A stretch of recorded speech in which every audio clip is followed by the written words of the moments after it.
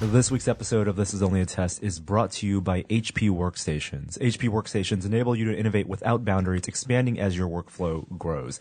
Plus, you get free shipping, returns, and customer support 24/7, 365 days a year. And right now, you can get this exclusive offer just for our listeners. Get 15% off select HP Workstations with Intel Core i5 processors when you go to hp.com/test and use the code ONLYATEST at checkout. That's hp.com/test using ONLYATEST to get 15% off select HP Workstations. The discount's valid through July 31st. Whether you have a small business that's looking to grow or you're established and ready to take the next step, HP Workstations with Intel Core i5 processors are for you. Start the show. For Thursday, July 27th, 2017, welcome to This Is Only a Test, the official podcast of Tested.com.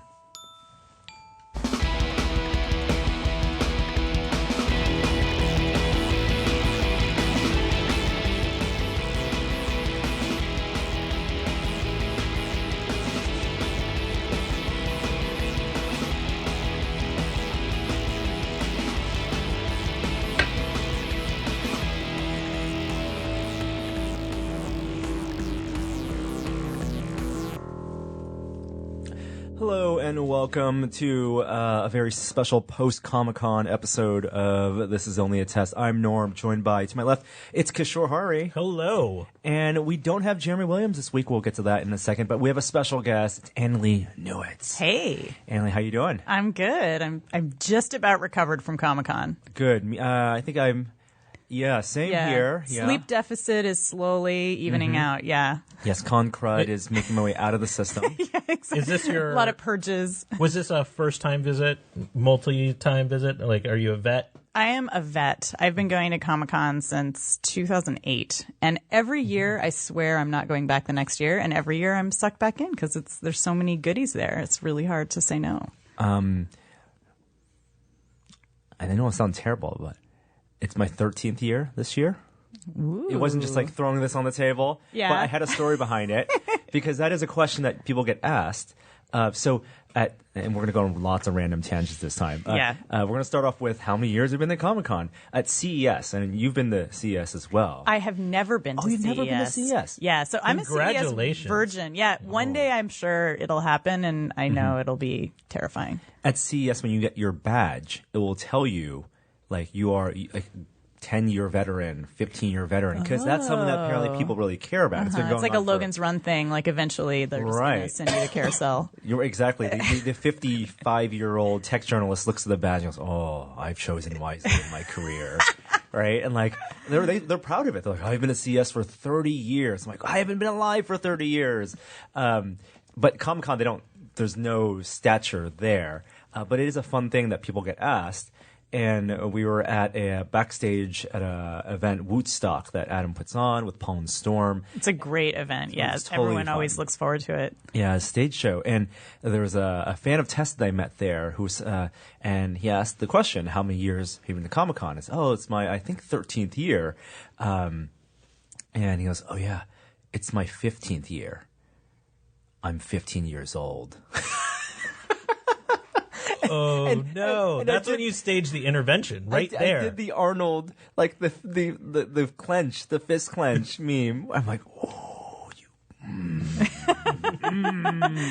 This is a person who's never known a world without That's right. Comic-Con. That's right. So they've been shaped by it. These are the people of the future. It's like the parents who raise their kids on Klingon Yeah. to see what their lives would be. This child is clearly raised by parents. What if pop culture was their summer camp, was the thing that's infused into your blood?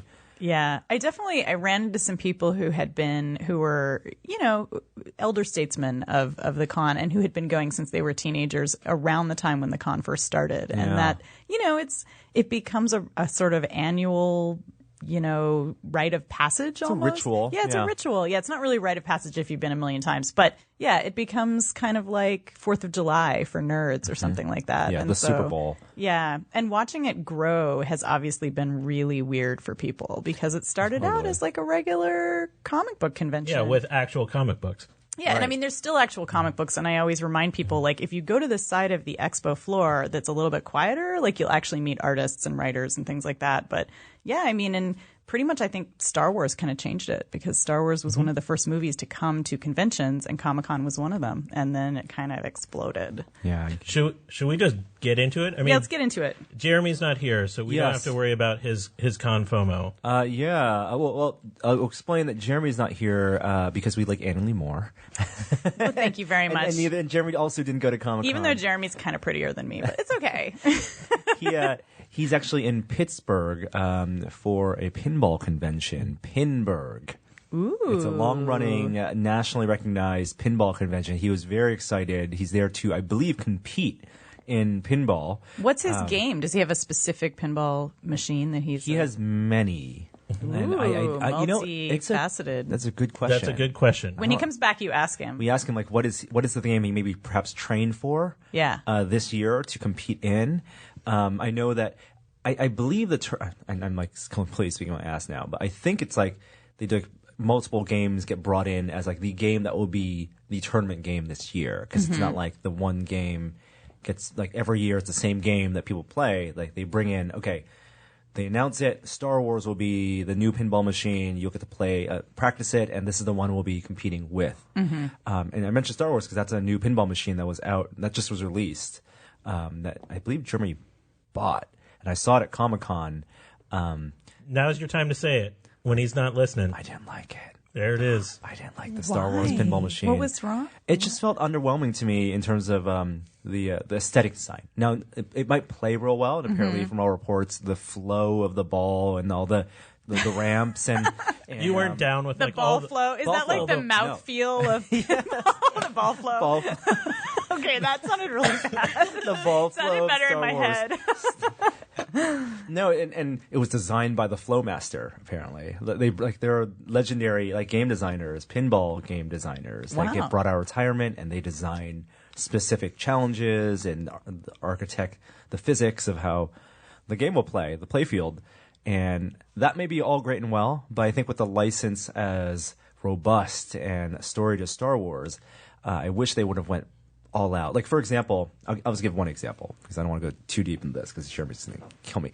There is the electronics and screens are now becoming increasing parts of pinball machines, and there's a great big full color 4x3 LCD in the back that shows video clips and all your information. But there's also an LCD on the playfield itself for like mini games, like Blast the TIE Fighters, and the one they have in the mini game is like, yeah, it looks fine. There's a giant bezel around it that's like an inch thick. That's not decorated or anything. It's just like oh, so just a Just blank a space. looks bezel. like the giant bezel, like a bought from China LCD that was put in there. Like they could have made that look like a Death Star. You could have or painted it. I mean, gee, Yeah. there's almost anything you could do with it. Yeah, right. And in the Batman 1966 pinball machine, it's the same one, except the tiny screen looks like a retro TV, a 60s television. Ah, nice. So like they're like little things here and there. I mean, Does it have that thing of like having multiple layers in it? Like, does it have like an upper level where you're zooming around and then also down on the board when you do your ball flow? yeah. I think there's not like a mini pinball machine. Like I love that too. When, like, Yeah, there's like a little game within the game kind of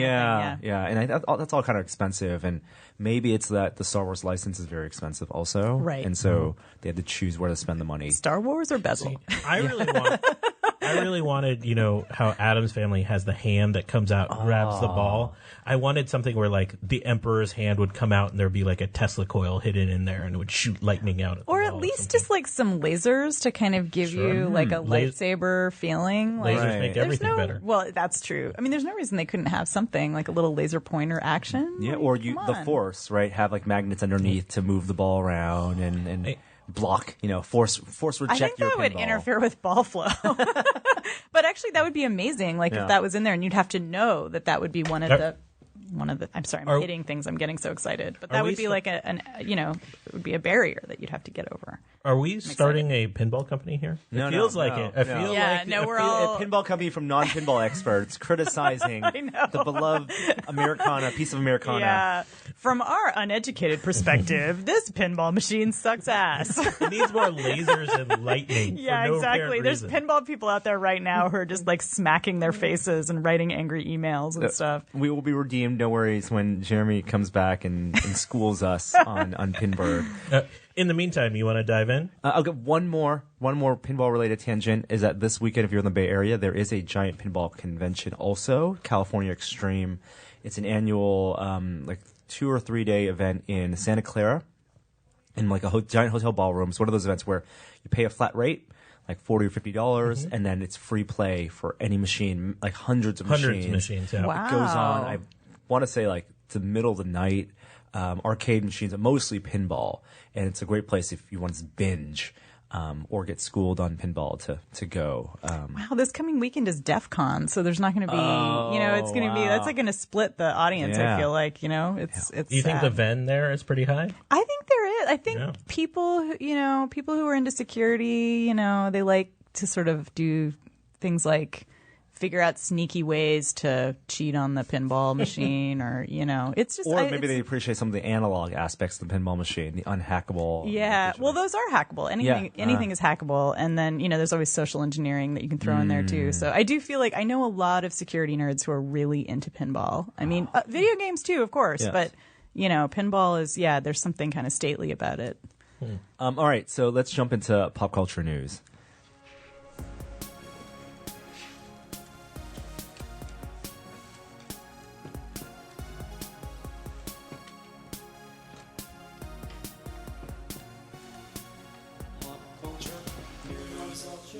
So after going to Comic-Con last year, and I had an amazing time, I needed a break.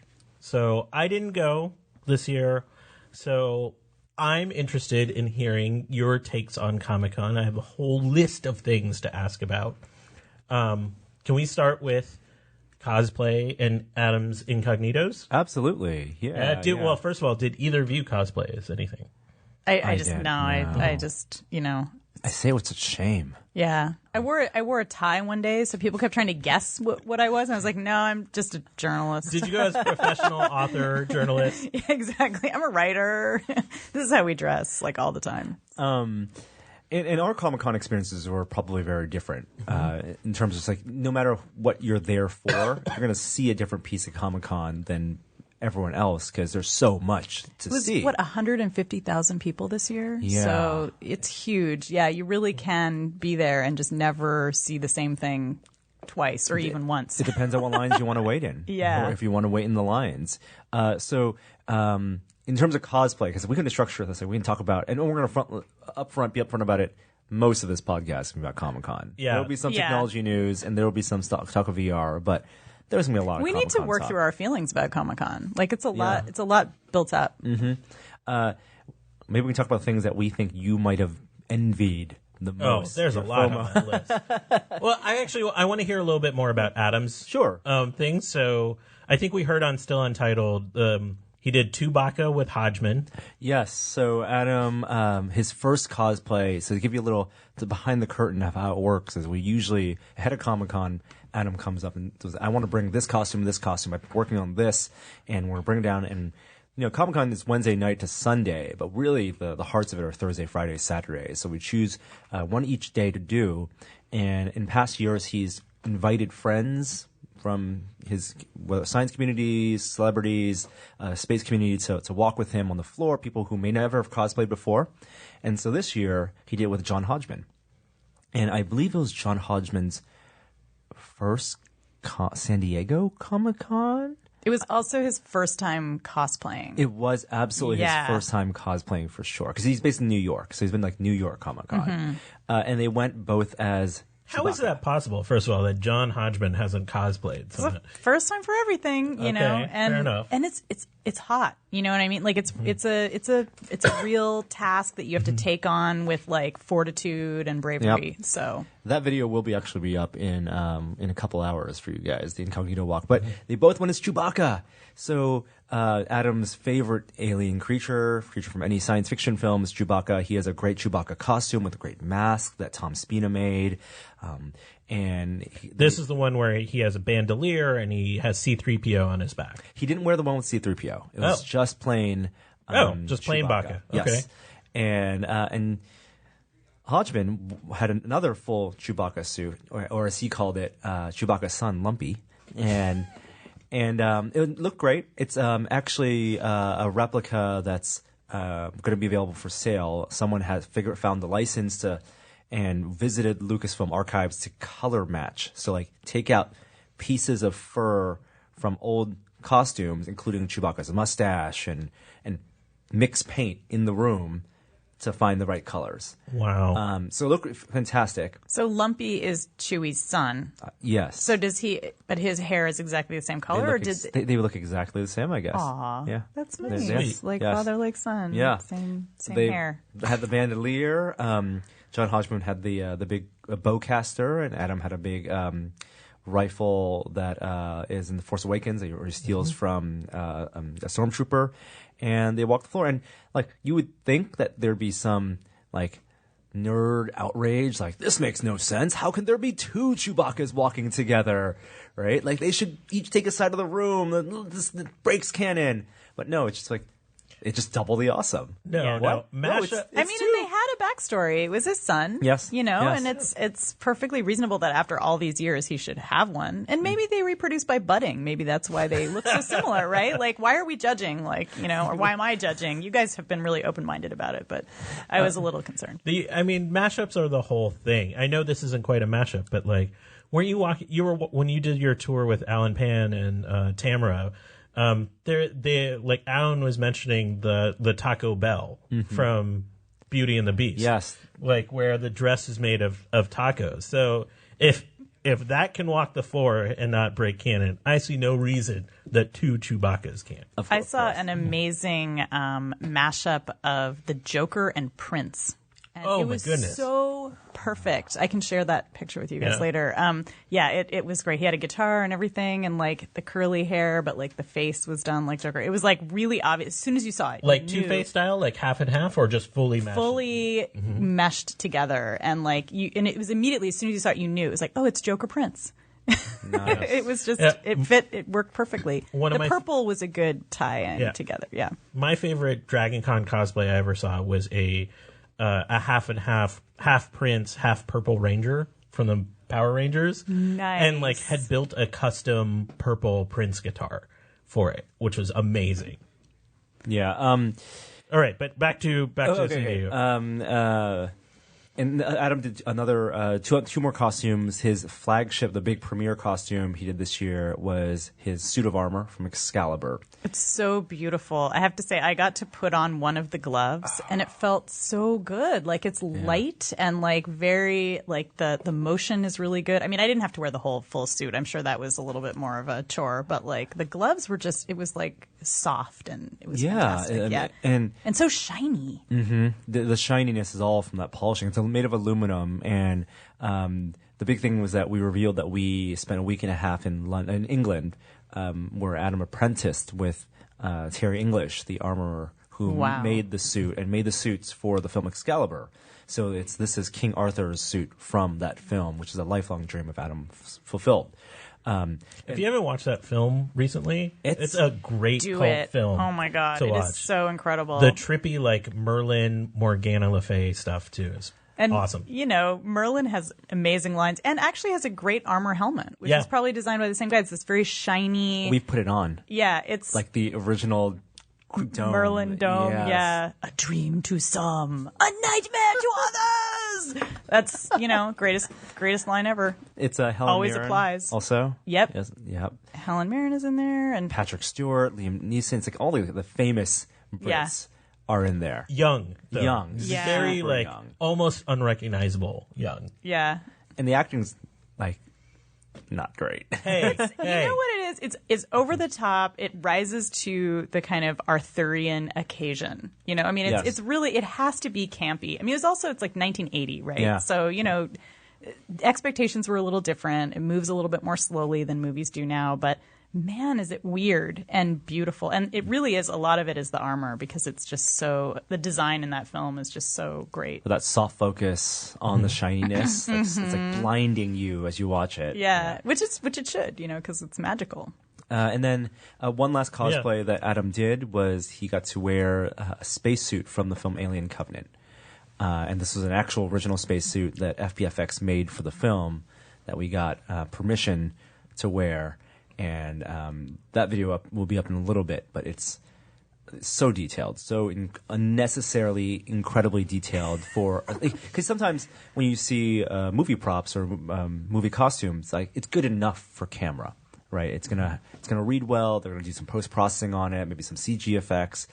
This is a costume where on the gauntlets, on the backpacks, there are like embedded iPod Nanos that were playing like UI video, like looping hour-long videos of like interfaces. And inside the helmet, there are LCD screens and LEDs and the fan built into the design of the exhaust. So it was just an amazing piece of engineering and fabrication. Wow. Any favorites that you saw, just like Joker Prince, just like randos out there? The 3 Chewbaccas with that were neon pastel colored Chewbaccas. There's a photo of them. I believe they were women, and it was just real fun and gorgeous to see. There was a great Slimer I think I saw. I actually really liked that. There's an Akbar, Admiral Akbar, that was very cartoonish. It was foam-like. It was pink Admiral Akbar, and it was very much like a Cartoon Network character brought to life. And I saw, for the first time, and maybe this is because I haven't noticed this in previous years, but for the first time I saw a lot of political cosplay. And it was interesting. Like one group, they were dressed as stormtroopers, and they had put Trump wigs on their outfits, and they were wearing T-shirts that said "Make the Empire Great Again," and they were going around with a group of rebels who had signs that said "Resist the Empire," and they were posing all as a big group. And then the other thing that was great was there were so many handmaids, and there's always people dressed as handmaids, and there's always like protesters outside Comic-Con, like of various stripes, and the religious people like screaming. People, and there was an anti-abortion group there, which I don't even know why that's relevant to Comic-Con, but apparently it was. And a bunch of handmaids went out and stood around the abortion protesters. Wow. And that is so creepy. It was really intense. And like I just kept seeing little moments like that around the con. I was like, wow, this is, I feel like I hadn't seen that before. It's kind of part of the mashup culture of the con, but people were like mashing up real world stuff with their All right, it still fantasy. doesn't beat John Lewis cosplaying as himself a couple of years ago from like that is how for he sure. walked Yeah, over the no, Selma and that's Bridge. a more happy. Like let's focus on the happy cosplay. But in terms of political cosplay, I think he's still the leader in the clubhouse. Yeah, you went down for to promote your new book with Tor. I did, and this is a relatively new thing, at least in my experience, of having authors at cons like talking about some of their books. So how was your experience? Oh, well, first of all, we should talk about here. your new book. I have the galley. So this is kind of like the Leet O'Day wares. I don't know if I should hold it up or not, but anyway, if you're listening, you won't be able to see this. But the book is called Autonomous. It's coming out September 19, so that's pretty soon, actually, in book world, from Tor Books. It's a sci-fi novel. It's about a young robot who's trying to figure out his place in the world. He's just kind of been born, and he's dealing with all his weird programming and his robot admins who are all kind of dorks. And he's been sent on a mission to chase down a pirate whose name is Jack, and she's kind of a Robin Hood. She's been stealing plans for pharmaceuticals and reverse engineering them and giving them out to poor people who can't afford drugs. I actually wrote this before the Martin Shkreli stuff, but like she's basically kind of the anti-Martin Shkreli figure. And so there's actually always been a small presence at Comic-Con of writers and comic book creators, and the people who do kind of what the early part of the pipeline for a lot of stories, because a lot of the stories that you see on television and streaming start out as novels and start out as comic books. And so there's always the few and the proud of us there. And we had a panel about that I was on with Cory Doctorow and Scott Westerfeld and a bunch of other cool folks about how dark the future might get and how does science fiction deal with that. It was actually really interesting. We wound up talking about all different kinds of dystopias and like how dystopia can actually be helpful, because reading about a dystopia is kind of about learning how your civilization might fail, so that if that happens, maybe you can help it fail more gracefully than it does in fiction. Like maybe it's like a sort of a disaster drill, basically. And it's like if you're ready for it, then maybe it's not going to be as bad. So we talked about stuff like that. But, you know, it is true that this year I saw a lot more promotion going into books. Andy Weir's book, Artemis, is coming out in November. It looks great, by the way. It's really a fun kind of heist story about the moon. People are selling T-shirts already. People were selling T-shirts for it. I've never seen such a huge display for a book. Right. And I mean, you know, like it's going to be a big deal, obviously, but It's his second book too. Like, you know, it's technically, so it's not like yeah, it's like he's not like a Stephen King. But you know, he to be fair, like before his first book came out, he already had a huge fan base online. Yeah. You know, like this is something that's been building for a while. So it's not like he came out of nowhere. Like the dude really worked his way up. But the ramp up into pop culture has been steep for Yes. him, which is great. I mean, I think we've all met and talked to Andy. Andy's a he's really super nice He's a guy. super great guy. Yeah, and very humble and not at all, like this has not gone to his head in any way. Other than the fact that I talked to him recently and he told me that he couldn't show Artemis to any kind of beta readers, like any scientists, the way he did with his first novel, because he's just afraid, to send it electronically anywhere because it might Because of the leak. hype. Yeah, the Yeah. hype. And I was, at first when he said that, I was like, really? And I was like, of course. Yeah. I mean, you know, people. That's a lot of pressure. Yeah, and he said it was really intense. Like he wouldn't even send it to his mother unless he gave it to her physically. So he sent her a physical copy. It's like a J.J. Abrams script or something. Yeah, I know. I mean, people are really excited about it. I think the last time I felt people were excited about a follow-up, a sophomore novel like this, was probably Armada. Yeah. Ernie Klein's. So yeah, and of course Ernie Klein was there because his yes, of you course. know Ready Yeah. Player One is coming out, the movie based on his first novel. So yeah, so that was really fun. I met. We gave away a bunch of copies of my novel at the Tor booth, which is another thing that is really fun at cons, is when you can just give away free shit and free stuff and meet people that way. And so when people would come up to get my book, I could ask them what they'd seen at Comic-Con, and so it was a good way to learn about what was going on. That is a reoccurring theme. Visiting, there are people there that we were friends with that run booths, and we don't realize the luxury we have sometimes as people going to cover the event versus people go there to work the event, of seeing just even the convention floor, not even talking about the experiences and activations outside. Because like, oh, what's your Comic-Con? Like, well, it's these three walls. In my Yeah. booth. Yep. And that's my Comic-Con world. And it's I would never want to work Comic-Con that Yeah, way. I mean, I think it's, you technically worked Comic-Con. I think Not that way. you Not were. that I mean, way. and that was. I think both of us were doing that because a lot of when you're going there as a journalist or a writer, and you're interviewing people, a lot of it is just you find a quiet area and you talk to someone, and so you aren't necessarily getting to see the Tick experience. Which I'm so sad I missed the Tick experience. I did see the outside; it looked great. So what are the other stuff you saw beyond the convention floor? We'll get to the convention Right, floor in a so- second, because there's this host of other stuff that's happening throughout All San Diego. the stuff. Yeah, it consumes San Diego, and it's really funny because there's only so much real estate in that part of downtown San Diego. So over the years, you see like the parking lots, like which ones the outdoor single, which ones get co-opted and turned from parking into giant tented structures. And it's like a city that grows. And like, okay, who's going to have the big space outside the Hilton in front, right across from the gas lamp? Oh, it's Walking Dead this year. Or no, Ubisoft decided to pay this year. And so the big tented ones that that were very prominent to me, were a Blade Runner. Had a massive, massive experience. Yeah. Did you go in? No.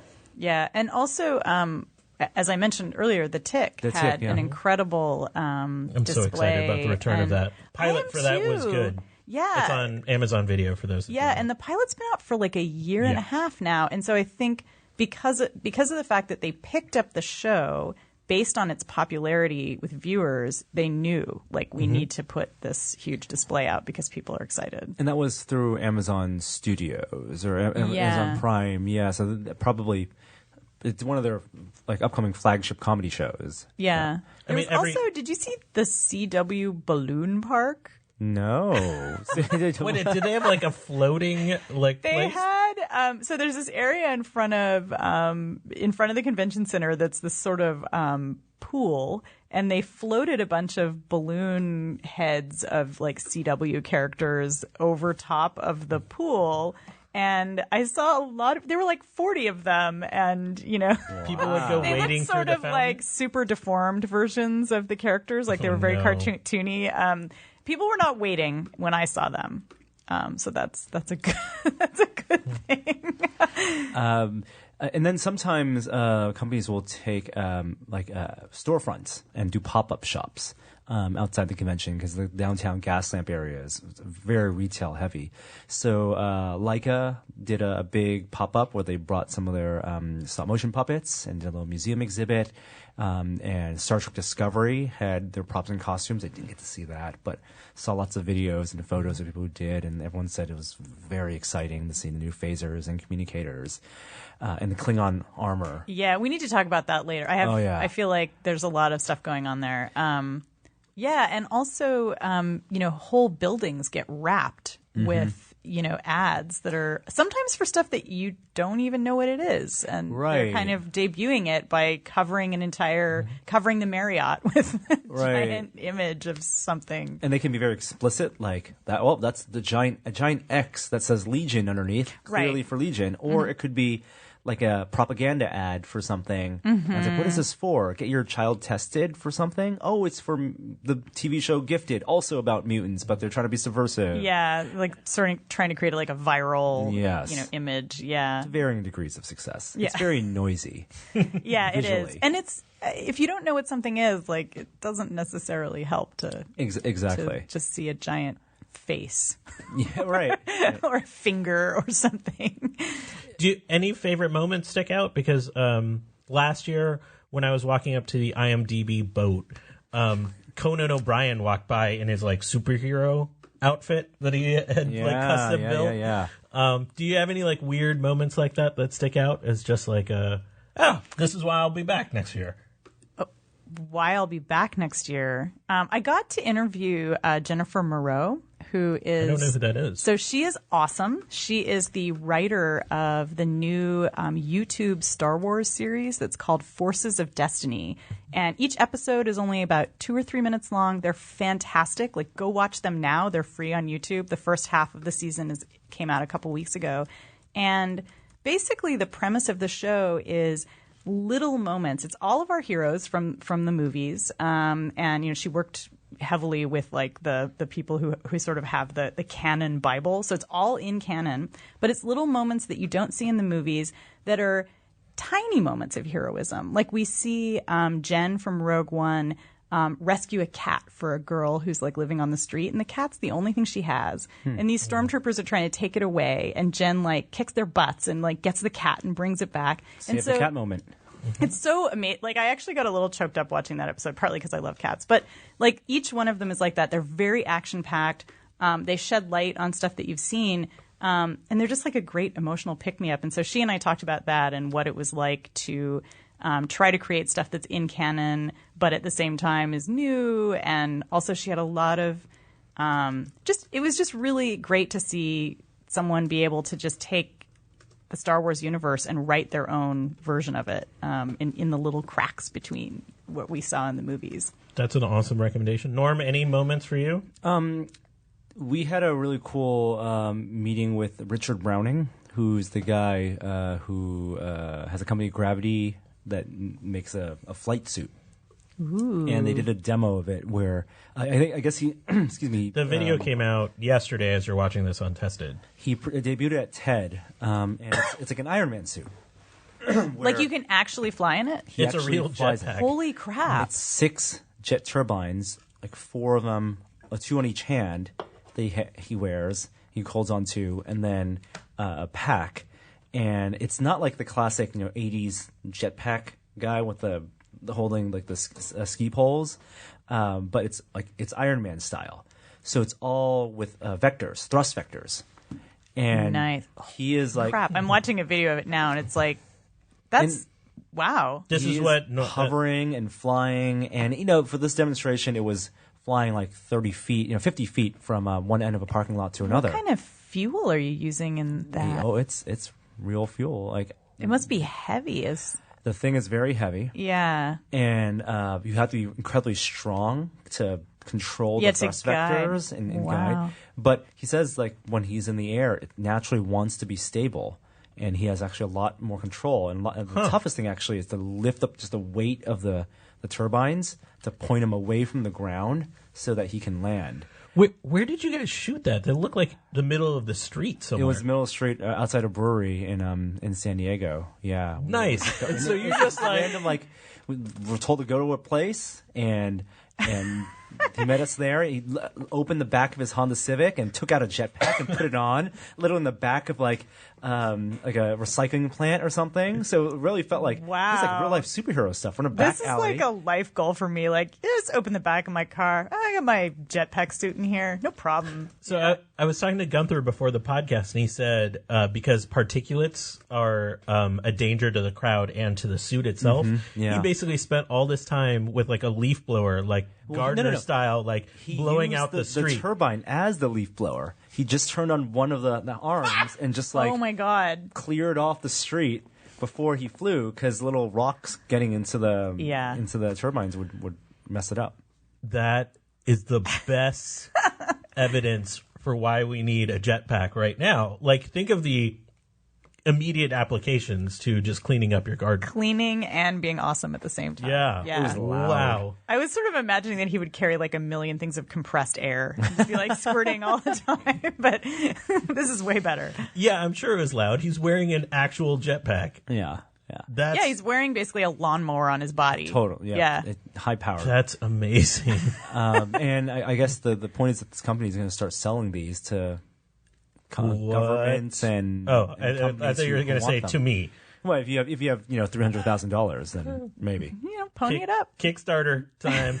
Yep. Yeah, get Kishore a flight suit, a timeshare. You get 10 minutes. Yeah. You guys could 100%. just share it. It could be just the tested suit. Or just like make your own. Maybe we make one that looks like it, but would not operate as Yeah, it. exactly. He was also partnered with the actress and stuntwoman Zoe Bell, and she was trained to fly the suit as well. And so we got to meet her. No, she's super nice. Other things. So, Annalise, did you get to walk the floor at all to see any of the booths, or at least get a sense of? I did a little bit on Sunday, and it was actually surprising because in previous years Sunday is usually like takedown day, but this year Sunday was still alive and kicking. Like it felt like Saturday part 2. Yeah. Which is good, I think, because a lot of people can only make it on Sunday. So yeah, I mean, I saw a bunch of stuff. I usually tend to go for looking at like the toys and the more indie stuff. Let's hear about the toys. This saw is that why caught your we're eye. friends. Yes. Yeah. Toys. Okay. Man, what did I see? I'm drawing a blank. I saw so much stuff. Like my brain is full. I went past the Weta booth, which of course always has a bunch of stuff, but that's not exactly indie toys. Well, Weta, they brought costumes and props from the films they worked on. So Ghost in the Shell, they had the silicone suit, they had the geisha mask, they had a Chappie robot, an old Sauron, armor they pulled out of the archives, and they make tons of things that you wouldn't realize. They had some cool Ghost in the Shell style prosthetic pieces, like a data port that you can put in the back of your neck, and like an eyepiece, like things that they made for the cool. film that you could buy. That's why it's fun to go buy those. I mean, there's a bunch of places that sell these aren't even famous toy makers. It's like places that are selling, kaiju and things like that, where it's like, I kind of do want a foot tall Ghidorah that has like a glowing, glowing highlights on its body. So I did avoid buying the Ghidorah because it was really expensive. But that was lovely. There's always great indie toy makers. There's companies like Super 7 that have like cool T-shirts. Yeah. I almost got sucked into buying one of their T-shirts too, but I was actually really good this year, and I also know I can get it online. So They're also local in San Francisco. yeah, they have Let's a go up the street. storefront here. I know, so it's like but it's good to see them there. And Yes. it was it was very it was great. It was. You also, I think, I noticed, in the past 10 years going to Comic-Con trends, right, of like what type of merchandise has risen and fallen. Like T-shirts are a nice staple, and Although there were less T-shirts this year. there are many fewer T-shirts, absolutely, It except was from like That's the a giant good thing. T-shirt racks. That's a good I thing. mean, yeah, there's the trend, giant yeah. crappy ones, Yeah. but like in years past, I've gotten T-shirts from artists that were just Yeah. like, it was just totally indie, and it was just like pieces of their art, and it was not related to any franchise. Right. So I went from T-shirts to like vinyl toys for a while, and that was more like the Kid Robots and the Super 7 syrup because the designer art scene exploded, and it was easy for them to find manufacturers in China to make them.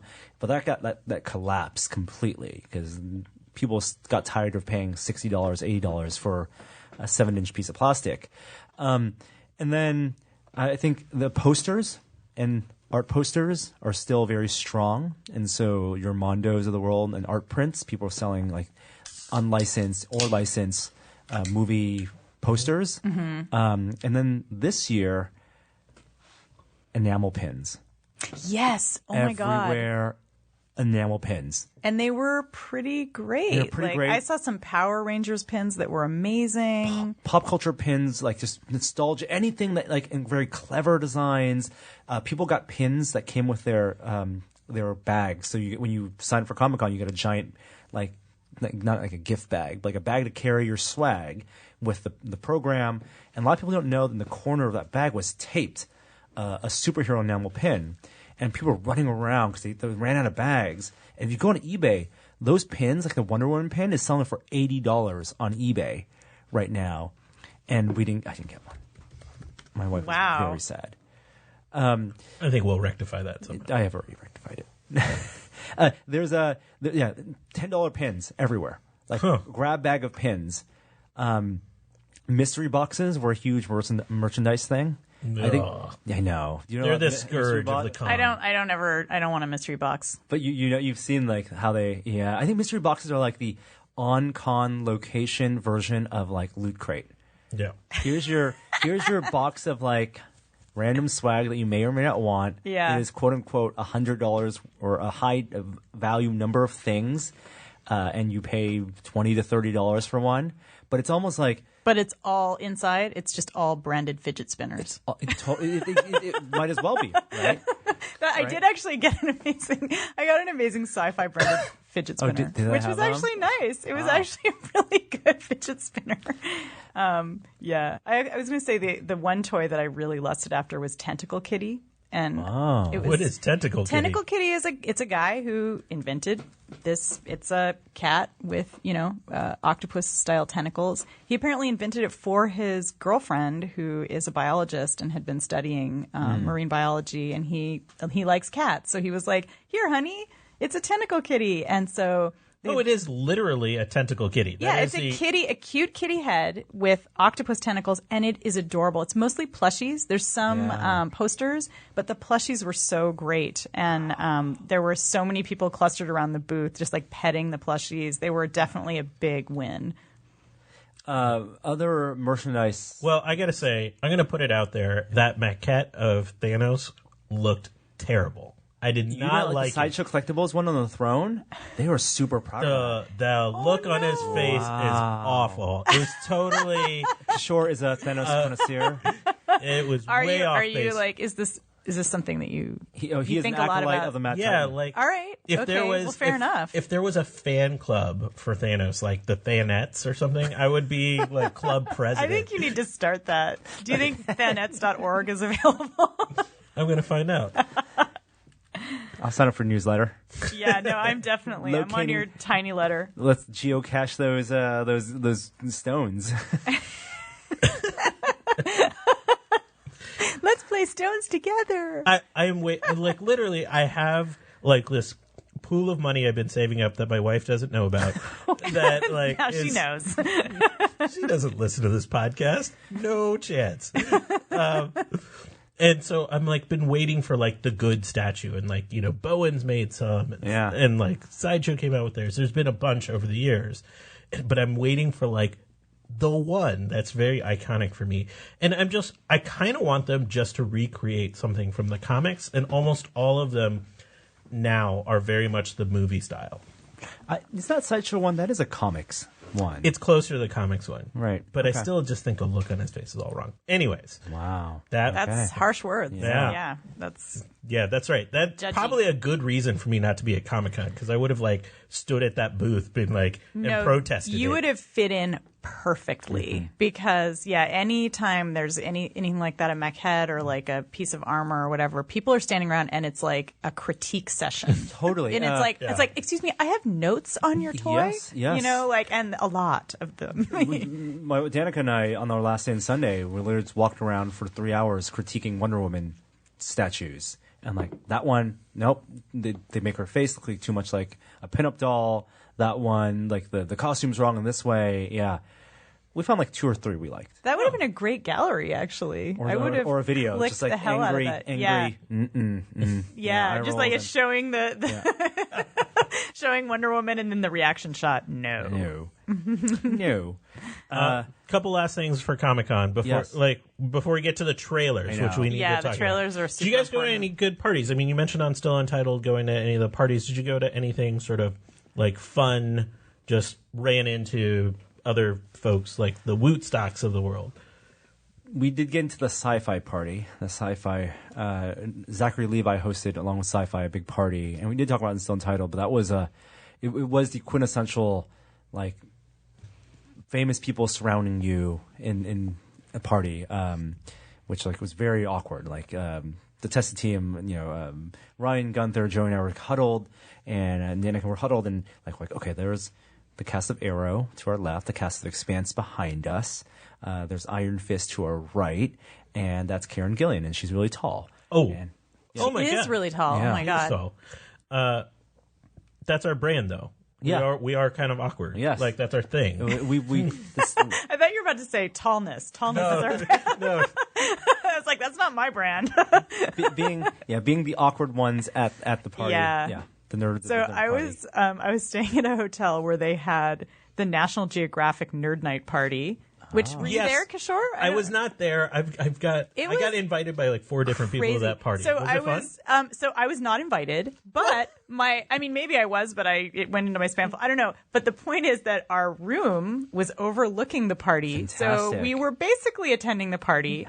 And they, it looked fun. People were rocking out. They had, pictures of Earth and Mars kind of floating around on the wall that they had projected. They also had acrobats inside of giant plastic balls in the pool, which I was wondering how that was connected to Mars, or because they were kind of promoting their new show, Mars. Spheres that are fun to look at. The songs of the spheres. Yeah, so there were these acrobats, and it was great because the acrobats couldn't, stay in there for very long, so they'd kind of have to float over to the edge of the pool and have these like switches into, but it looked like a great time. It's very loud and raucous, so I think the nerds were rocking out with their spheres. Should we go into the trailers? Yes, There's so many trailers. I know. And it's funny because while the trailers were unveiled at Comic-Con, it's like you don't see them at Comic-Con. You see them when you come back from Comic-Con or It's so in your true. hotel room late at night when they push them on YouTube. So there's no FOMO there. We're watching them just There is one piece of FOMO that Two. me and Kevin Feige are going to have it out about. But Yeah. two. Yes. But let's go into it. So Justice League unveiled a new trailer. Yes, this is the first full-length trailer. I guess the first one was technically a teaser for Justice League, which is coming out, I guess it's end of this year now. Wow. Yeah.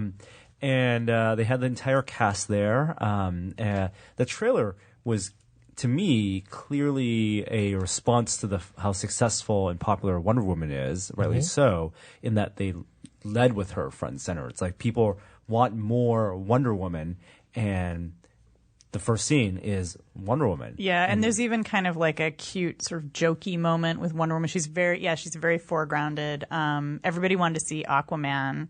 Yeah, who had a great Legolas moment Yeah. in that scene, like crashing down the building with one of the parademons, and the charisma is like oozing out of this film. Everyone is just like, from Ezra Miller, I want to say his name, the Flash, being the comedic role, to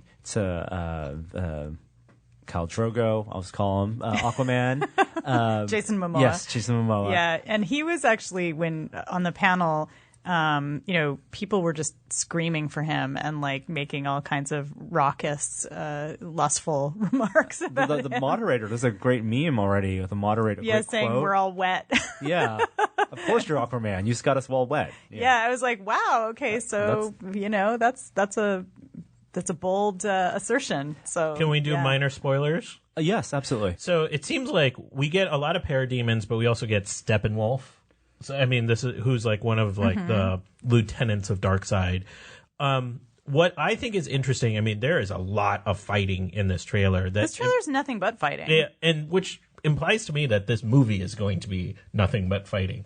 What I think is interesting is the mother boxes play a huge role, which are these, boxes that teleport people from a apocalypse down. I wonder if they're going to become like are they basically copying the Infinity Gems idea? Like there's something to these things, like they're going to be the central. Yeah, and I Pivot think points. it's probably the way that they're going to make Cyborg the secret hero of this story, because his origin and powers are tethered to the mother box, as alluded to in Batman v Superman, that clip. And he was probably the one. He's a character that we know the least about, at least from the movie standpoint, and the one that, like, I'm not saying feels out of place, but doesn't feel like there's a lot of interaction with him yet with these heroes. So, And he's kind of the Iron Man for this group, Yeah, right? yeah. So, yeah, he has a great costume. I love it. Oddly, I'm less excited about Justice League after that trailer. what? Too much Okay, fighting. tell us about. Okay, Too much fighting. too much. I think one of the best parts about Wonder Woman was the quieter moments in that film. Developing her character. Yeah, and giving so, us a look at her struggle. Like, I want a little bit of that in this movie. I want the interplay between the Justice League to come shining. I think you're out. going to see interplay in terms of, like, they're going to pair people up, and there's going to be a lot of Thor Hulk relationships. But they're just going to quip. They're going to kill some parademon and be like, I really stabbed him 3 times. I don't know. So this movie is kind of based on World War Hulk. Sorry. Well, you Sorry. know what? Thor Ragnarok, right? Wait, which one are we talking about now? we are still, I so still hating very- on Justice League. Still Justice League. Still Justice League. Still All Justice right, League. so you mentioned. All right, yeah. So anyway, No, you I said meant Hulk. yeah, there was a Hulk moment. Yes, in that I think they're going to pair people up with comedy. Like I see, yeah, Batman yeah. and Flash will be a comedic duo. So is Batman going to hook up with Wonder Woman? Is that? I feel like I that's- hear there's there's a rumor. I feel like that's going to be the case. Yeah, that makes me sad. I feel like Wonder Woman Doesn't need to she hook up can with do anyone. whatever. Yeah, Yeah. she can. I think they should just Ross and Rachel it. Just will they not? Yeah, Will I they? like Yeah, the idea of keep like the tension. it's fine to have tension. That's great. There should be tension between all the characters. Everybody wants Aquaman and including Batman, obviously. But yeah, if they make it explicit, I'm going to be sad. Yeah. There's a lot of mystery at the end of the trailer, because there's a scene, like, the question is, when is Superman coming back? Because What? expects Superman to be in the film. I wanted to, that's the best I could act around that. Yeah. But there's also the very last scene. It doesn't explicitly show who comes back, but Alfred said something to the effect of, "We're waiting for you." They said you come. Said you'd be coming, and so everyone assumes that's Superman. No, But I think it's Ryan Reynolds dressed up in a Green Lantern. So people have been arguing, is Yeah. it Green Lantern or is it Superman? Who That would would you be- rather see? I'd rather see Green Lantern. Kishore. That would be a What do you that would wanna be see? What do you such wanna a best see? good kept secret, because there's been no casting, nothing. Yeah. It's a green glint in his glasses. I don't want to see Green Lantern because I already think the movie's too full. Mm-hmm. With stuff. And the Green Lantern movie was so bad. But it wouldn't Oh be my that God. Green Lantern. No, I know. know. It would be. I mean, I want Green Lantern to have a chance to be reinvented. It's on their slate for films coming out. Yeah. Green Lantern Corps is one of the Finally, films. give him a good film would be kind of I awesome. actually think what I'm actually hoping for, based off of Batman v Superman, that it's one of them. It's a time travel situation. Oh God. Oh wow. Okay. Now that you mentioned time travel, I gotta bring in the mention time travel. I love it. I'm sold. Really quickly to wrap up DC, though, Wonder Woman 2 was announced. Yes, the Hurrah. release date, December 2019. Gal Gadot is coming back, but Patty no Jenkins is Patty com- Jenkins. no Patty Jenkins? as of right now. They're going to fix that. They better fix that. Yeah, I mean, I feel like she needed a little bit more screen time in the first one, so, you know. No, Patty Jenkins, Director. Oh, sorry. God. Etta Candy. I've been fired. My previous brain has been sacked. Yeah. So wait, who's going to be directing? They have not announced. I think gonna the be- negotiations. It has to be Patty Had Jenkins. to be. I actually thought that they had an agreement where she would be coming back. They didn't sign her to a multi-picture deal before, which gives her Wonder all the Woman power, but also gives WB the right to be total assholes. Yeah.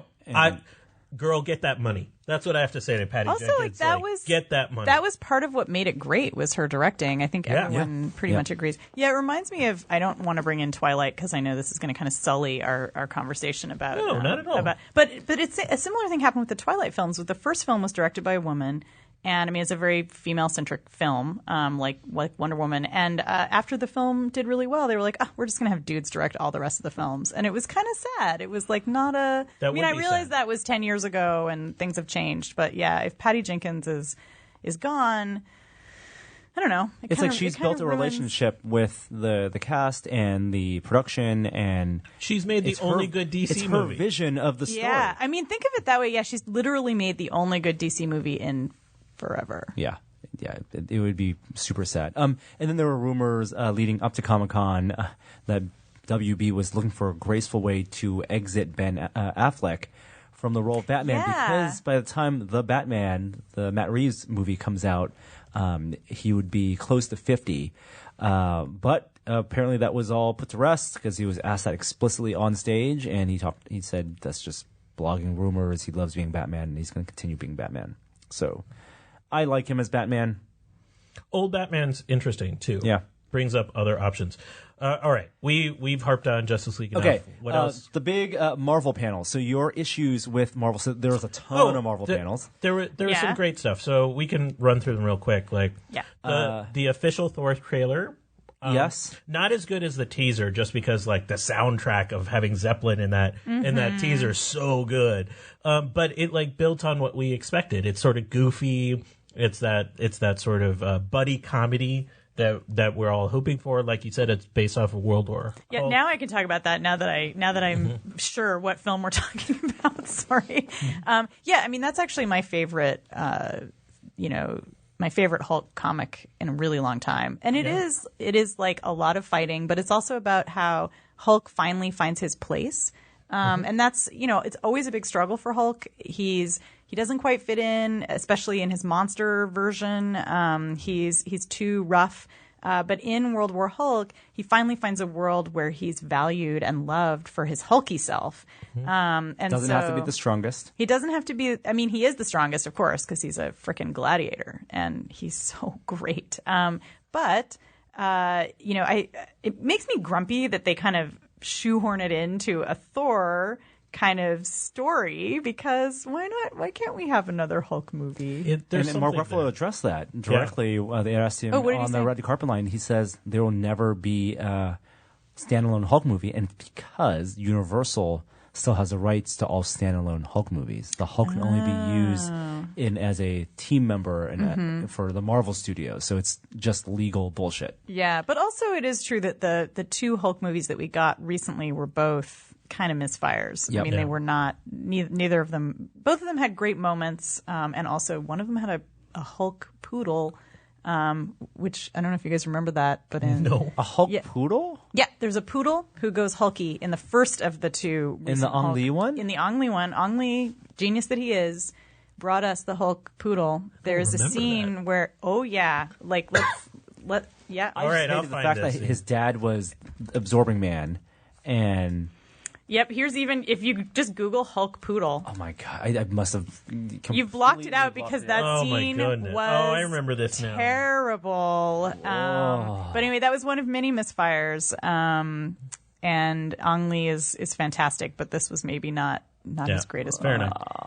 enough. Mark Ruffalo broke other news, and he said on the panel, minor spoilers, that when we meet the Hulk, he will have been the Hulk for 2 years. He wouldn't have changed back to Bruce Banner in those years. Wow. And so the first Which is time, again a callback Which to is World World War War Hulk. Hulk, Yeah, but- because he basically is just 100% Hulk. But I think that's interesting. yeah, totally. But we do see him in the trailer back as Banner. We do, and just in this new trailer, he is. Yeah. So he Something obviously happens. something happens, which will be interesting. Oh yeah, and he doesn't anyway. Go ahead. Yeah. But shout out to Kate Blanchett. Unbelievable. Hell yeah. Gee, wow. She looks just incredible and just so menacing. Maybe the villain that Marvel has needed all along. Yeah. And And also she has some good quips in there too, Yeah. like I'm the god of death. Who are you again? What are you the god of again? Yeah. I mean, God of Death is a pretty good job. Do we see anything was there anything about Captain Marvel? There was news. So they showed some concept art from the upcoming Captain Marvel film with Brie Larson. The costume looks great from these photos. No footage yet, but the news was, I think, amazing. So it's going to be versus the Skrulls, shape-shifting Skrulls, and it's going to be set in the 90s. That part caught me by surprise, the 90s piece. I love that. So Sam Jackson's going to be in it as Nick Fury Two pre-eye patch, Ooh. which I think is super cool. It's also kind of breaking the streak that we saw in a lot of these upcoming titles that they're all set in the 80s, or they have 80s flavor to them. Right. Like Ready Player One was trading on 80s. So I'm glad we're going to get some 90s nostalgia. Have a little grunge in there. I hope we actually get the origin of the eye patch and that it's something really dumb. Like he shoots a firework in his eye or something. Something flew out of a spoon. Yeah, household accident. The speculation, the question is, at the end of that film, does she go off into space and then come back to meet up with the Avengers? Yeah. And she's missing those 2 decades of these superheroes rising up. And she, Yes, I think that's the answer to that. Yeah. Yes. And then she bonds with Captain America, both being Rip Van Winkle-ish. I don't think she could be hiding out on Earth this whole time. Right. And then make a story that makes sense. Well, it gives her an opportunity to be an intergalactic character, interstellar character, which Captain Marvel as a superhero should be, right? If you're fighting aliens, go off into space, one of the great things about Captain Marvel's character is whether it was the male Captain Marvel or female Captain Marvel, it's a legendary space warrior, right? And so this could be Marvel's like Flash Gordon. More from Marvel. We got footage from 3 of their TV shows. We got it from. Oh, hold on, the movies, the things your beef. Oh, my beef with Kevin Okay. Feige? Where's my Infinity War footage? Yeah. Where is my Infinity War They showed trailer? it twice. Showed it at D23, then at Comic-Con, and then they showed it again at Comic-Con, didn't release it to the public. Yeah, and there's been all Reading, these scandals about it being leaked online, and it's like, but how not can it be leaked when No. it's already been shown? I'm like, people have written oral histories of watching this this footage. footage at this point. It's just release the footage. So I saw it first at D23, and then I found myself 8 p.m. waiting in line at Hall H for the next morning, and then they showed it again. We're not going to go into too much detail. Everyone's waiting for a polished cut version of this trailer. Apparently, the thing that brought everyone to their feet was also the Black Panther footage that also has not been released online. There's a great poster that they released, but Black Panther, everyone said, looked incredible and amazing. So excited about that movie. So I think that's it for the Marvel movies. Yeah. Oh, TV is really quick. We saw some additional footage from Defenders, Punisher. Netflix, Punisher, which does not look good. Punisher Yeah. didn't look good. Defenders look fine. It looks I heard mixed things. I haven't seen it yet. Fine is the definition of Fine. mixed things. Yep. I think. Yeah. And then Inhumans. Inhumans. Let's just pretend it didn't happen. This is gonna- this is the biggest, I think, missed opportunity, disappointment in the modern Marvel era, is Inhumans. No, it's, Wow. in terms of Those are the gulf between highly anticipated potential Yeah. story and what the vision of the pitch, Game of Thrones with mutants living on the moon. That's what they That's clearly the what pitch, they wanted. because I want to see whatever that is. And this is Yeah, not no, this that. is a weird. It almost felt like a CW kind of, and not in a good way, like the sort of cheesy like family drama CW style. Yeah. How are we not talking about the wig yet? Medusa. You have a lot of Medusa's thoughts. wig. Tell us about your feelings about her wig. Like, first of all, I think it was a offensive. Party City special. It was offensive to look at this Offensive wig. to snakes? Like, I think if you work, in as a artist in makeup or special effects, you looked at that and you're like, that is so offensive to my craft. See, I've seen Cloud Atlas, so really nothing can shock me. Like that was a Bird. I mean, come on. It So- was an amazing movie, but with like the worst makeup ever. I think it bears discussing because a show, when the premise of a show, when you're making a superhero show or some type of superhero, a comic book show, I assume the executives want, like they think that the appeal is going to be in showing off powers, right? Showing off the amazing powers of these characters. And when you're talking about the Inhumans, which they're like mutants, everyone has different power. It's going to be effects heavy. But I think a show like Legion proved that you could do a superhero show without being power centric. Yes, there are going to be these moments of powers coming out, but it's character driven. And the show that we see in the Inhumans seems like it's like, I just wish they did Game of Thrones. Do Game of Thrones because there's a lot of character there, and the power, like the audience will find it, and then you find the moments of amazing powers on display. The set design looks terrible, and it looks like it's got some walls up, like a play. Everything looks way too bright, And they're all too serious too. Like there's nothing that lets the air out of the room. Like everyone is just overly serious, especially like even the scenes with her hair, which look terrible. She's like has this menacing look on her face. Is like, I'm activating my hair now. It's just like, Yeah, there needs to be like some fun quippery, or like, especially when you have a team, you want to feel them kind of bonding a little bit. You want to have beats where it's like, hey, we're pals, or like, or at least some dark humor. Like in Game of Thrones, we'll get those like really cutting edgy sort you of get lines. quips. You get like little, little comments, little side, comments. I'm rewatching the hair scene just for fun So, here. as fans, the question is: do you support this show because you want the showrunners and the writers to find their way, find their way to get where it is, or do you shun it, but then you lose the opportunity for this character in this franchise? It's the same problem with Fantastic Four, right? Fantastic Four has been done 3 times now, poorly, and. Yeah, Fantastic Four is dead to me because they had their shot. So And also because the most recent one was clearly done just so that they could maintain their license. Yeah. Like, it was just like, okay, we got to make another one. All right. But with the Inhumans, we haven't had one before. So Yeah. I'll watch the pilot, and they have the 40 minutes or whatever to hook me to watch the other stuff. So I'm willing to give it a shot. I'm going to watch it.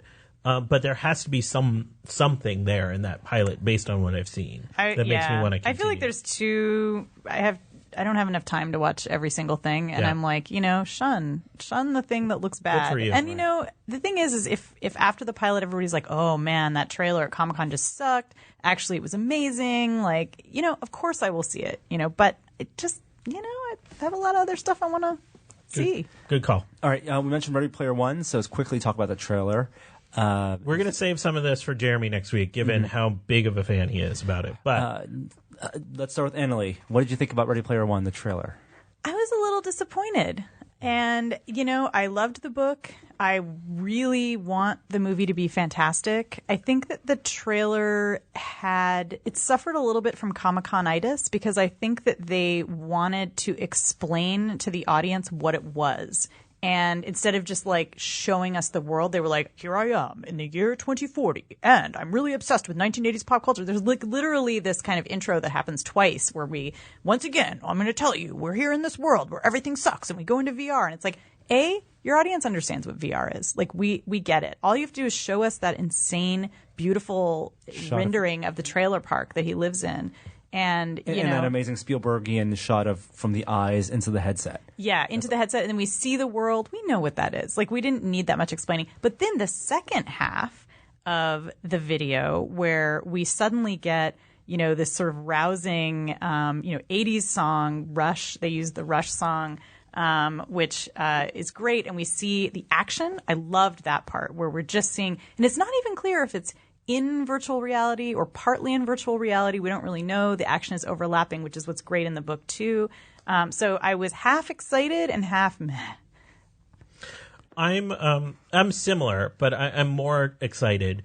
I feel like the exposition part you just said is spot on. But I thought it did look really good. And that Spielbergian shot going into the Oasis, that was number one what I was looking for. I would say the only disappointment I had is I think there was a little too much of like the pop culture dissection of this trailer, whereas I was much more looking forward to like seeing Artemis and seeing H and like getting some of those characters to come alive, and we only got like the barest snippets of them. I don't even think we saw them at all. They were in there, but they weren't like, you have to like be one of those trailer dissection experts to figure out. Like little snippet. Yeah, and we saw the Iron Giant, which was a little weird. That's where I felt like they overdid it with the pop culture, because like the pop culture stuff, I get it. It was a really important part of the book, but I think setting a tone that's what this is going to be about is the wrong way to go. You don't think that's an appeal to people who maybe have never read the book? Like, how is it possible that they have a DeLorean and the Tron motorcycle in the same movie? I feel like you can do that closer to when the movie comes out. I think you set up the dystopian nature, like the future world, like this is where all the people sort of live. Go tell that to cinematic game changer Steven Spielberg. Oh, and Steven about Spielberg. I have notes. That's the I have other notes. thing Holy about grail of pop culture is that this is Steven Spielberg doing a movie about nostalgia for his own films, basically, which is it's very meta. Like it's like this here is like a I film am. adaptation. Yeah, it's sort of a weird. So there's I would something love kind for of him wrong. to like hate on some of the stuff that he's like, I don't like that director, I'm going to hate on his stuff. Yeah, And I'm then just leaving it out, constantly So, but I think you're spot on about the sort of 80s nostalgia stuff being less important than the actual world building. And I felt that way about the novel too. Like people kept saying, "Oh, it's this great nostalgia book," and I'm like, "No, it's actually great world building of like a dystopian future that's really believable." And that's what I wanted to see, and we did get to see some of that, which was pretty. The nostalgia pretty part, awesome. I think, it's like if you look at a movie like Pixels, because someone called this Pixels 2. It's the book is essentially like that. Like I remember Donkey Kong. I know how to beat Donkey Kong. That's Ready Player One, and that is the least interesting part of the book. I know how this movie goes or how this game is played, but like the scene where all the IOI companies or the employees are jumping on their motorcycles, like that Minority Report version of the future, is something that you didn't get in the book, visually. Yeah. So, I will say, like this, it recalls the is it the fourth Harry Potter book, the Triwizard Tournament, where they have like the Goblet of Fire. Goblet of Fire, where they have the competition. So I love that end scene of the key, and like that it was like slightly quieter than all the noise of the rest of the trailer. And so if that's where Spielberg is going, that he's showing action because it's like a Comic-Con trailer, but there's still those like quiet scenes. I think it's great. I ache for some of the character interactions. Yeah, that's the thing I loved most about the book, and I think that's Ernie Klein's real standout talent as a writer, is giving us groups of friends who feel believable and lovable. And like the movie Fanboys, which he did before Ready Player One, is also just, that's what's so nice about it, is it's like believable friendships, and that's what you come away with. We're going to go through the last couple things. There was a Stranger Things TV show trailer from Netflix. It looks fantastic. Looks great. It made me a believer. I was not excited about season 2 because I felt like it ended really well in season 1, and I was like, you guys should move on to a new story. Just like leave those characters. Like different kids, different kids, city. like do it sort of, just make it a completely different tale. But, I was really sold. I thought that the glimpses we had of the Upside Down looked like genuinely freaking scary. And like the giant like spider nub monster, whatever God, the hell yeah. that was, I was like, okay, sold. I'm there. I'm sold. They could have had 30 seconds of black, and I'm sold. Like, it would have been fine. I agree with you. I mean, that season 1 was basically note perfect. So. Yeah, and the ending was great. But I'm excited to see. And what did you guys think of the Thriller soundtrack in the trailer? Oh, it's fine. That's fine. That's good. Okay, it's fine. It was fine. Like, I didn't. Yeah, it's fine. The 80s nostalgia there isn't so explicitly worn on its sleeve because the genre isn't pop culture. The genre is horror. Yeah. They just happen to live in the 80s. So of course there's Thriller and there's Ghostbusters. And I love that there's that moment where they're dressed as Ghostbusters and everything is getting really, really scary. And then behind them, you see Reagan Bush 84 placards on someone's lawn. And it's like, and all the boys are just like, their faces are just transformed with terror because probably they're seeing something scary. But all we can see is the political placard. How have we gotten this deep into the podcast with the two of you here and not talked about the Westworld? I know. Yeah. Okay, let's talk about it. Okay, it's not because it wasn't much of a trailer. It was a teaser. They had been filming for 2 weeks. There was a montage of shots of people in the park. There's bloody Ed Harris as the gunslinger. It's going to be violent. It looks like it's going to be very conflict heavy. Yeah. Well, I mean, the show has always been very violent. We see that Bernard is still around, which is great. We see him in a very different context. He's in a car, so we know that the world of the future has blended together with Westworld. We see Dolores looking super badass. Riding a horse with a shotgun, shooting some. How is the park still operating? Why are there still attendees in the park? Maybe it happens moments after season 1 ends. I think it is going to pick up right after season 1 ends. And we catch a glimpse of Maeve, who has returned to the park. And so she's kind of checking things out and seeing that. And then, I think that the thing that was like most exciting was just that we didn't see samurais because I was really worried that we were going to go. I mean, I love samurais, but like at the end of the first season, I was like, this could be really cliched and terrible. Like, okay, now we're going into samurai world, and like, what is that? Well, if they follow a prescription like that, I think there's an interesting way to do that. I really think there is a good way to do it. I think there's also a terrible way to do it. So I'm looking forward to seeing what they do. I think it would be hilarious if that was just a sort of an Easter egg at the end of the first series, and it was like, oh yeah, we're not really doing anything with that. It's just back in Westworld. The only concern I had is like, because it was so action heavy, and I get it, it's just, a teaser. I mean, what made season 1 so great were all the Bernard, Dolores, all like the gunslinger, Dolores, like all of those conversations where you're like, what? The philosophical conversations. And so I hope they don't lose the heart of that. I don't think that they are. I mean, during the Comic-Con panel, it was pretty clear that they were continuing with the cerebral stuff, and we're going to learn more about the bicameral mind and how that works. And honestly, I think both in terms of shows made by HBO, both Westworld and Game of Thrones are strongest when it's just almost mini short stories, when it's one scene with 2 characters that have a intense conversation that's revealing about their characters, that's less plot driven. And it's one of the things that watching Game of Thrones now, I feel like they've lost a little bit of that because they've been moving toward very exposition heavy. They have to get to the point, get to the end of the show, and so you lose these great moments of just 2 characters trying to outduel each other in conversation. Yeah, and one of the things that we've been hearing from various interviews that Lisa Joy and Jonah Nolan have been doing is they're spending a lot of time writing this new season. I mean, they've had this unprecedented amount of time. They're taking 2 years in the writers' room basically to come up with another season, or they've taken almost 2 years, and that's insane in Hollywood. Like nobody does that, and so I think. They really are thinking through the implications of what's going to happen once these robots rise up. Although the other thing is that kind of weirds me out is Jonathan Nolan is obsessed with Reddit. And so he gave an interview where he said he's angry that people in the forums on Reddit have guessed some of the plots that they were going to unveil for the second season. And every time he sees someone guess a plot, he forces the writers to take it out of the show. No. Yeah. Which I'm like, first of all, you need to get off Reddit, dude. Yeah. Like, you need to just not look over there. And second of all, that's part of the fun, right? Like, if a few people guess your plot, that's just, they'll feel good about themselves. You should feel great that you're writing something that makes sense.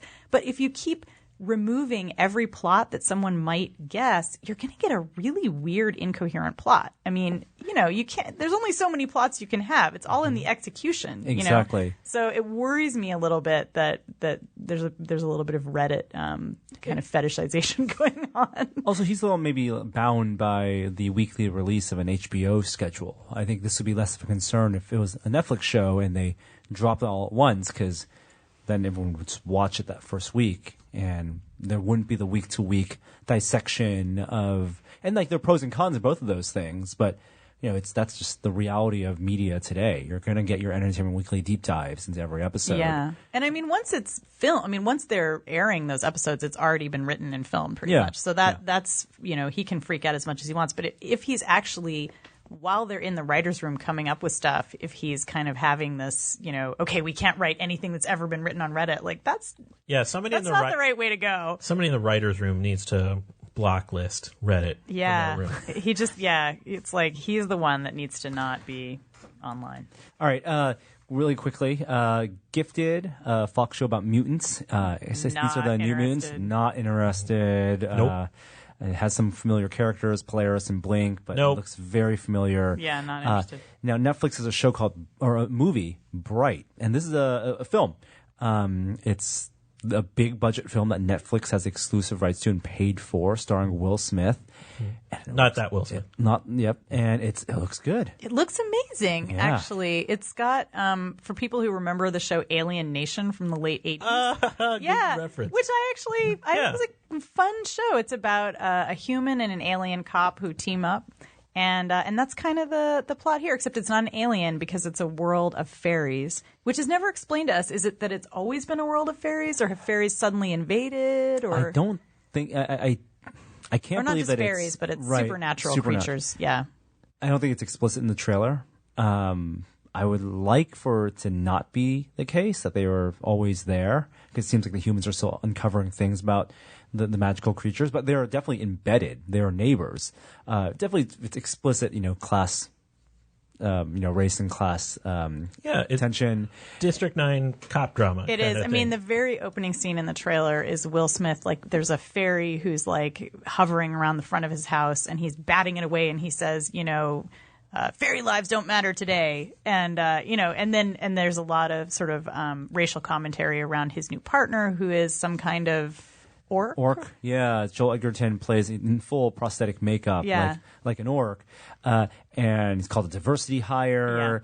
Yeah. It's David Ayer who did Fury and also Suicide Squad. But this may be more close to End of Watch, the film he did, as in terms of a tense cop drama. So it's a cop drama, but also like Shadowrun at the same time. And it's like a buddy movie, which I love.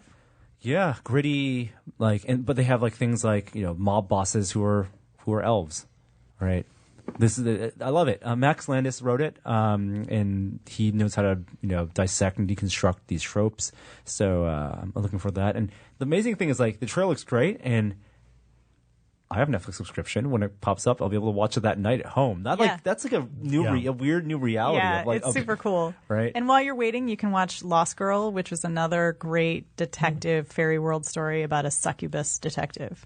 All right, Canadian putting show. that in. Whoa. Yeah, Lost Girl. It's really good for several seasons, and then it kind of gets crazy. Let's talk about STD.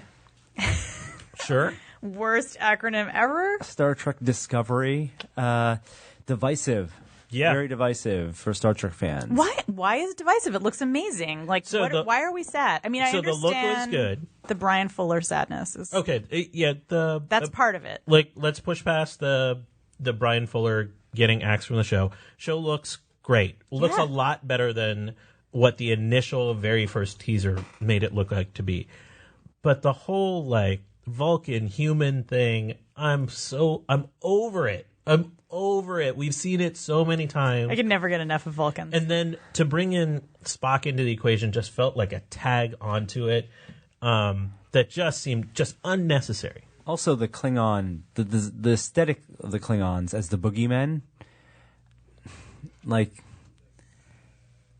Are you ready to have the Klingons be friends still, or like what? Or you just feel like the way they look, like the spiny, the spiny looks like the Klingons as like these it's H.R. Geiger Klingon.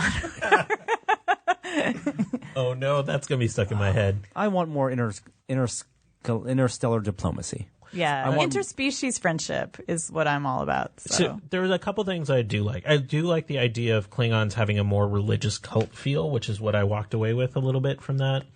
And I also like there's an implication that our main star really fucked up something that caused the war. I like the weight of something like that on the star and having to come to terms with that over a long period of time. That feels very Star Trek to me. Me too. I really like that idea that we have someone who is basically trying to get into a redemption arc. The thing about the Klingons, I agree that there's maybe the spiny look is kind of weird.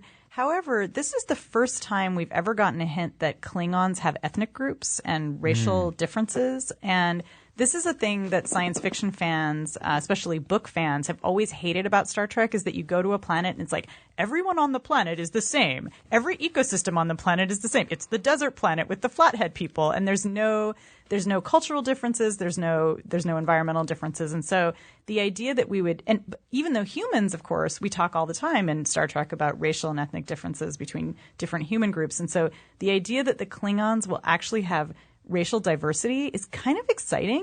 They may handle it really terribly, but it's an opportunity for Star Trek to actually delve into something in a really smart way that they haven't looked at before. So. Well, kind of only in the Vulcan Romulan sense. That's true, yeah. And of course, again, with that, it's like, well, we speciated and now we have the planet of Romulan and we have the planet of the Vulcans. And then so are we just but they're not living. And there have been planets, like there's the planet from the original Star Trek, the planet of the people who are black on one side and white on the other, and white, and that was explicitly, obviously, about. I can't even imagine what that was an allegory for. It's so strange and unlike anything we experience on Earth today. But I mean, usually with a species of creature like the Klingons, we don't see any kind of racial diversity. Like same thing with like Ferengi. Like all Ferengis are the same, I guess. So. Except women. Well, women are naked, but they're the same, like. No, they couldn't hold positions of power. Right. But I mean, they're all the same in the sense that there's no group of like feminist Ferengi, for example, which would be. True. That would be odd. Now I'm like, I want to read the Star Trek novel about the feminist Ferengi uprising. There was one thing that came across. This is my last Comic-Con thing. I saw the words Matt Groening and Netflix, and I was like, Futurama is back, people. This is happening. And then I read the story, and Futurama is not back, and I'm sad. But no, it looks so good. It does look good. Netflix greenlit a new animated comedy from Matt Groening called Disenchantment. Has a lot of the same voice actors from Futurama. John DiMaggio, Billy West is in it. And a whole slate of other incredible voice actors. I could care less what it's about. It doesn't matter. Matt Groening, great voice actors, animated comedy, I'm in. It's also a lot of the same writers from Futurama. And I talked to one of them recently, and he said that Which writer? Is Paul... See, now you're asking me questions. So it's medieval. But you talked to a writer. It's medieval fantasy. It's basically, let's get to the point, which is that he mentioned that it was basically Game of Thrones. Like, they wanted to make fun of Game of Thrones. That was the germ of the idea. That's not what it's entirely going to be. But that was, and when he told me that, I was like, yeah, I'm sold. Like, so animated medieval tropes. Basically Futurama, going Futurama on Game of Thrones. And which to me is like so ripe for, it's so ripe for people to make fun of. I like that a lot of these new slates of TV shows and animated shows and even movies are moving away toward like the real world horrors, like autonomous cars and being the big plot device and robot cops and stuff, and now being more aware of pop culture, like the Orville, same thing. The Seth MacFarlane show, which also had a new trailer. Sorry, the writer I talked to is Patrick Verone. These shows being just satirical takes on other pop culture shows. Yeah, like Wrecked does the same thing. Are you guys excited about the Orville? I'm kind of. I have hopes for it. Okay, that's good. I'm a little over Seth MacFarlane humor, Yeah, I'm which is why I'm a little disappointed. But it actually looked pretty good, and if it's Galaxy Quest-esque, then I'm all in. Yeah. All right, I think that does it for pop culture news. We ready to go into tech news? Let's go into tech news. An hour and a half in. Oh, now I feel Jeremy's pain.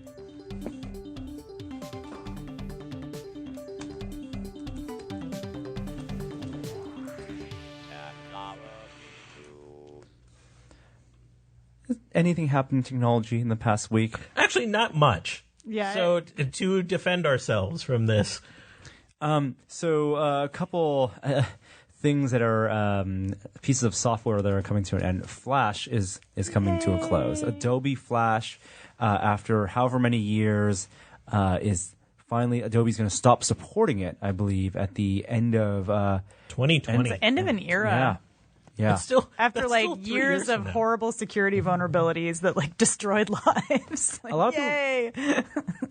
I think some people don't realize, like on Chrome, like first of all the updates, right? Like let's have this like moment of looking back at the history of Flash, right? When Macromedia first created Flash before Adobe bought them, it was the only way to view certain types of media content in your web browser. And Yeah. you needed this plugin to have interactive games and have these keyframe animations, and it really fostered a new type of storytelling in an animation style. That was great.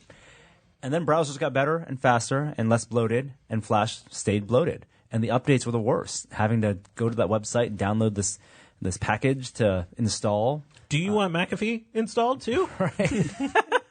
Do you? And then HTML5 came along and it's removed the need for Flash for a reason to play video. And people don't realize Flash is built into Chrome these days. You don't even need it. It's just disabled by default. But Adobe is going to stop supporting it, stop releasing updates after 2020, and web browsers will no longer support it. So Steve Jobs won. Farewell. ended Flash. He did. Yeah, he Yeah. did. No, His war on Flash is over. I know everyone hates on Flash, but as Norm said, it was a revolutionary technology, and it should be celebrated. It just should have ended a few years ago. Yeah, it outlived its usefulness. What else is ending? The other thing that should be celebrated that's ending, or maybe not celebrated, MS Paint. Is Celebrated camp over here. So I think it's very hip to say MS Paint is like, I'm going to miss it. But when was the last time you actually opened MS Paint? No, I'm not going to miss it from like But it also I has use a it, but I have venerable nostalgia. history. Yeah, it's nostalgia. it's like Flash. I mean, it was a game changer in its time. So how far does it go back? Does it go back to the 80s? 87. Wow. Okay. So yeah. I feel like it was in MS Paint that I first used the little spray can thing, and I was like, wow, I can do spray can effects on pictures. Yay. One of the problems with MS Paint was that it was such an easy and basic tool to use, but it never scaled up to like even the most basic functions that you would expect out of a thing like Photoshop, like resizing, like. Come on, resizing. That's like really sophisticated. Whoever does that. What was the point of MS Paint in Windows 10? And they had like incremented some of the upgrades, but what was really the point? It's not like going away in the sense that Microsoft's actually still going to have it as an app in their Windows store, but it just won't be the default built-in Paint app. And you could say the same about like a built-in like Notepad, right? Like if Notepad went away, I would lose my shit. I use that every day. Yeah, no, Notepad is. And it's not. Yeah, it's key. And Notepad isn't robust. Like they haven't added, formatting features like WordPad, but Notepad does the job that it needs to do. Yeah. MS Paint serves no purpose for anyone. Spray can. I believe there are Redditors that still like do these intricate paints. Pixel art. Yeah, pixel Yeah. art, like just incredibly detailed You art can with do that it. with something else. People. Yeah, exactly. Find a new hobby. Again, MS Paint, thank you for your service. 1987. That's a venerable history. We all have good memories of MS Paint. Yeah, of Yeah. course. No one to save their images. No, I still actually have my Windows 3.1 computer like locked away in storage. So maybe I do have some MS Paint images. We got some tech beef also. this week between two heads of companies. Elon Musk and Mark Zuckerberg are at it. They're smacking each other around. Yeah, So you wrote an article about this. I in ours. did. I mean, because they're both wrong. But basically what happened was over the weekend, Zuck was having like a barbecue in his backyard and did a Facebook Live impromptu interview.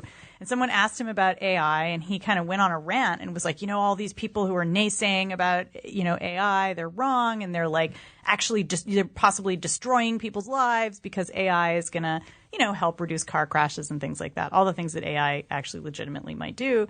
And he was kind of, I don't know if you can, how do you subtweet with Facebook Live? He was sub-living Elon Musk, who of course has become famous for saying that, AI is kind of an existential threat for this century.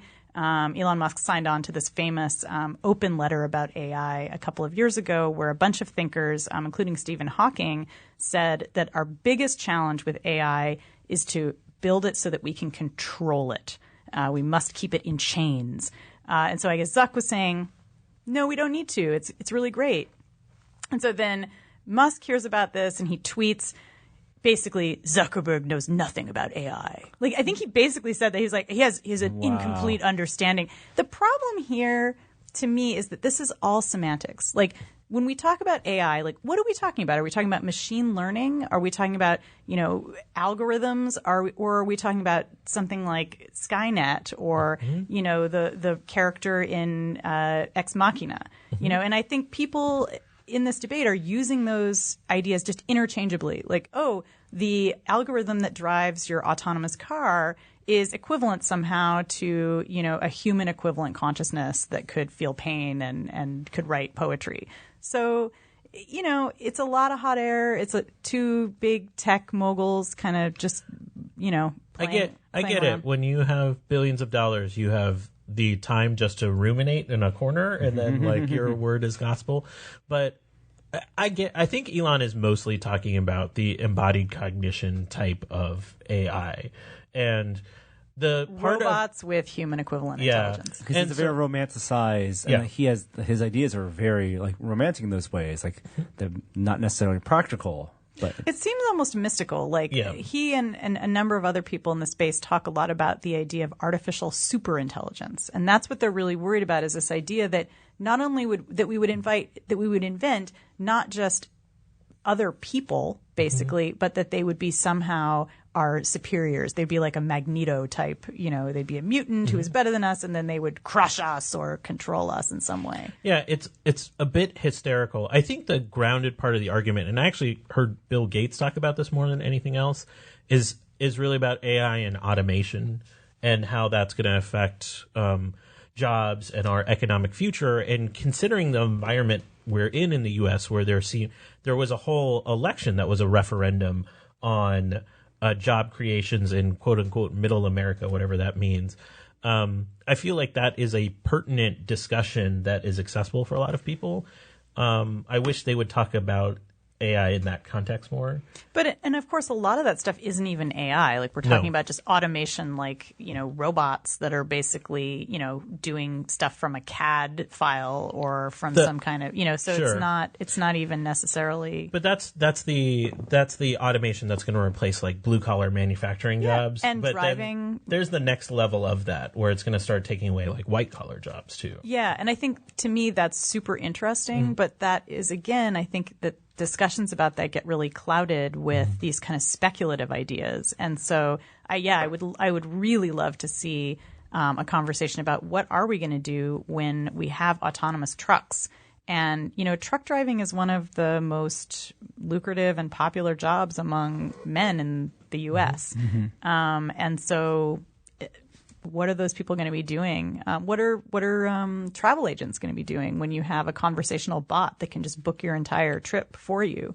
So that is not what is being discussed in Musk's world, or really, it's certainly not Zuckerberg. But I do think you brought up the critical point right away: is how do you actually subtweet somebody when you're not on the same platform? I think that's an open discussion. That needs I'm to really be glad that figured is out. the most important thing. I mean, if you're on Facebook Live, or He owns the platform. yeah, right? He's sub-living. You know, Yeah, he didn't we need because he a word didn't for that. mention Gates by name or Musk, and I think he was kind of referring to both of them. But Yep.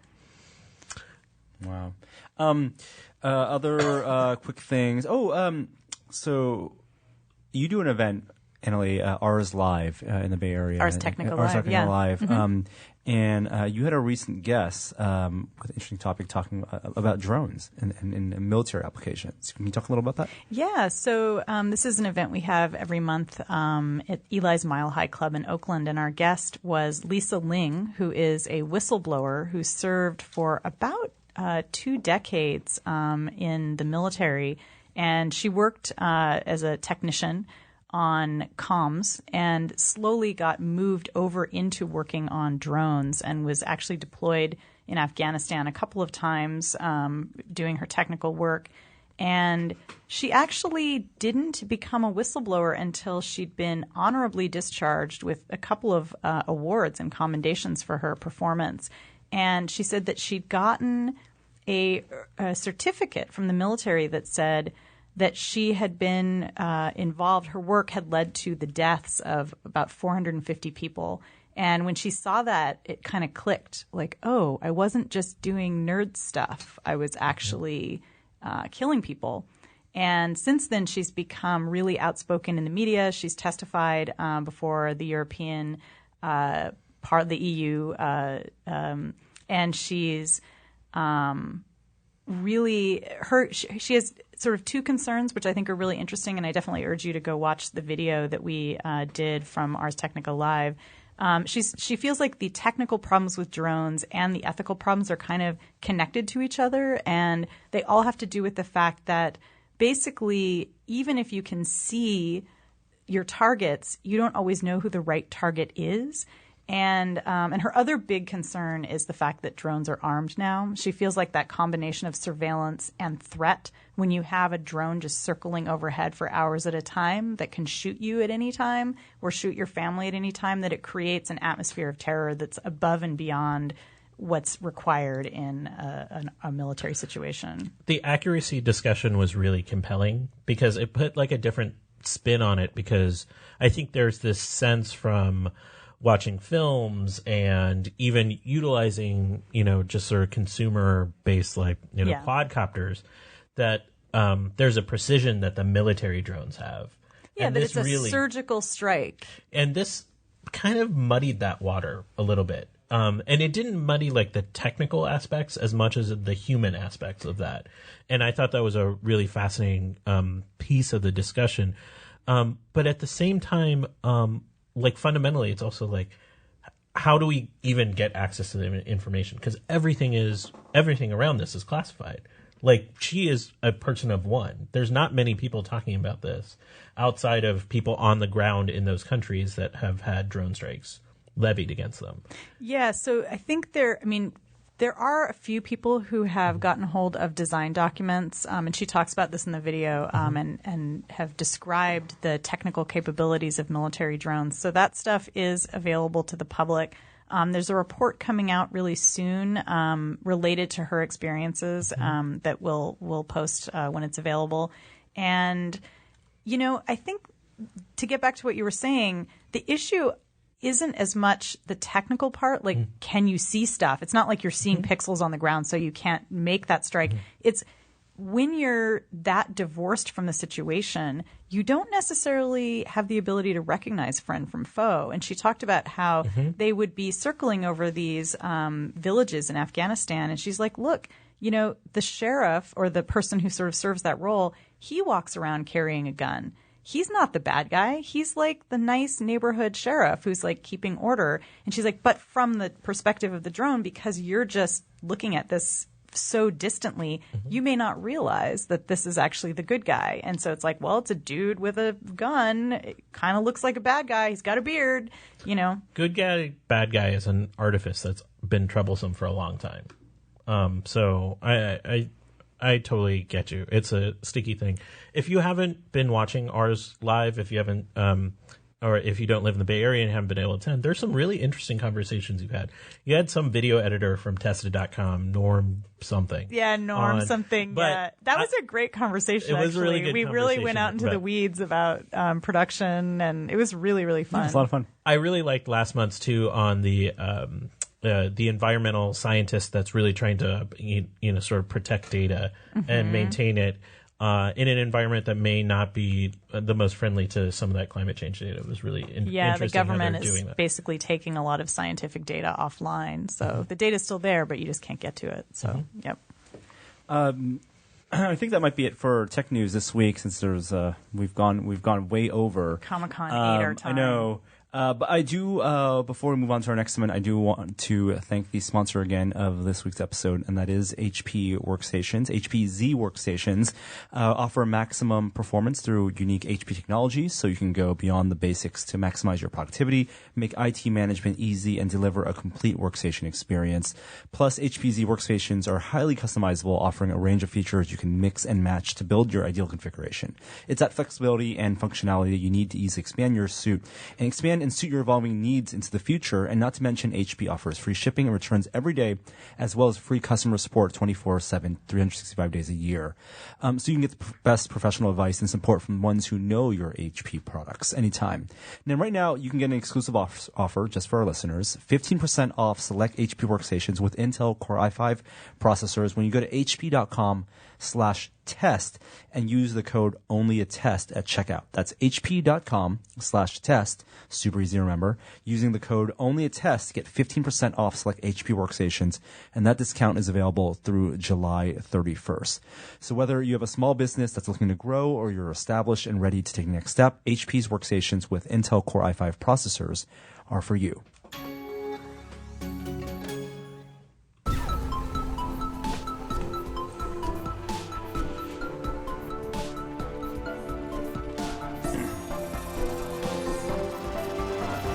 Now it's time for a moment of science. Just two stories this week because of so much Comic-Con stuff. There was a groundbreaking study released in the Journal of in JAMA this week. There have been 1,300 NFL players that have passed away since the birth of that league. A group of researchers collected the brains of 110 of those players, and out of 111 players. Out of those 111, 110 of them showed signs of CTE, which is the chronic condition that shows brain damage that has numerous conditions. The breakdown of this was there's about half of them were offensive or defensive linemen, and those are the ones that have shown most susceptibility to it because it's not the strength of the hit, is the repeated hits that seem to do it, and so they seem to keep hitting themselves on the crown of the head both in practice and in games. And then they had assorted running backs, defensive players, even a punter had some signs of CTE. There's a lot to say about this. This is not surprising information in the context of this is verifying information we've had. The New York Times did this beautiful interactive where they actually showed pieces of the brains of the actual players. And these are not just any players. They're Hall of Fame players. They have a picture of the brain of Kenny Stabler, who is a quarterback for the Raiders, who passed away, and you can see Junior Seau's brain, who is a linebacker who shot himself in the chest, and he committed suicide in that way so that they would have access to his brain. There was it is a stark article that I think just reinforces something that we know, that football is coming to an end. This game is in a spiral because it is simply not safe. And even though there are these incredible interviews with players that are like, I know the risks, I still want to play. Like, that's not okay.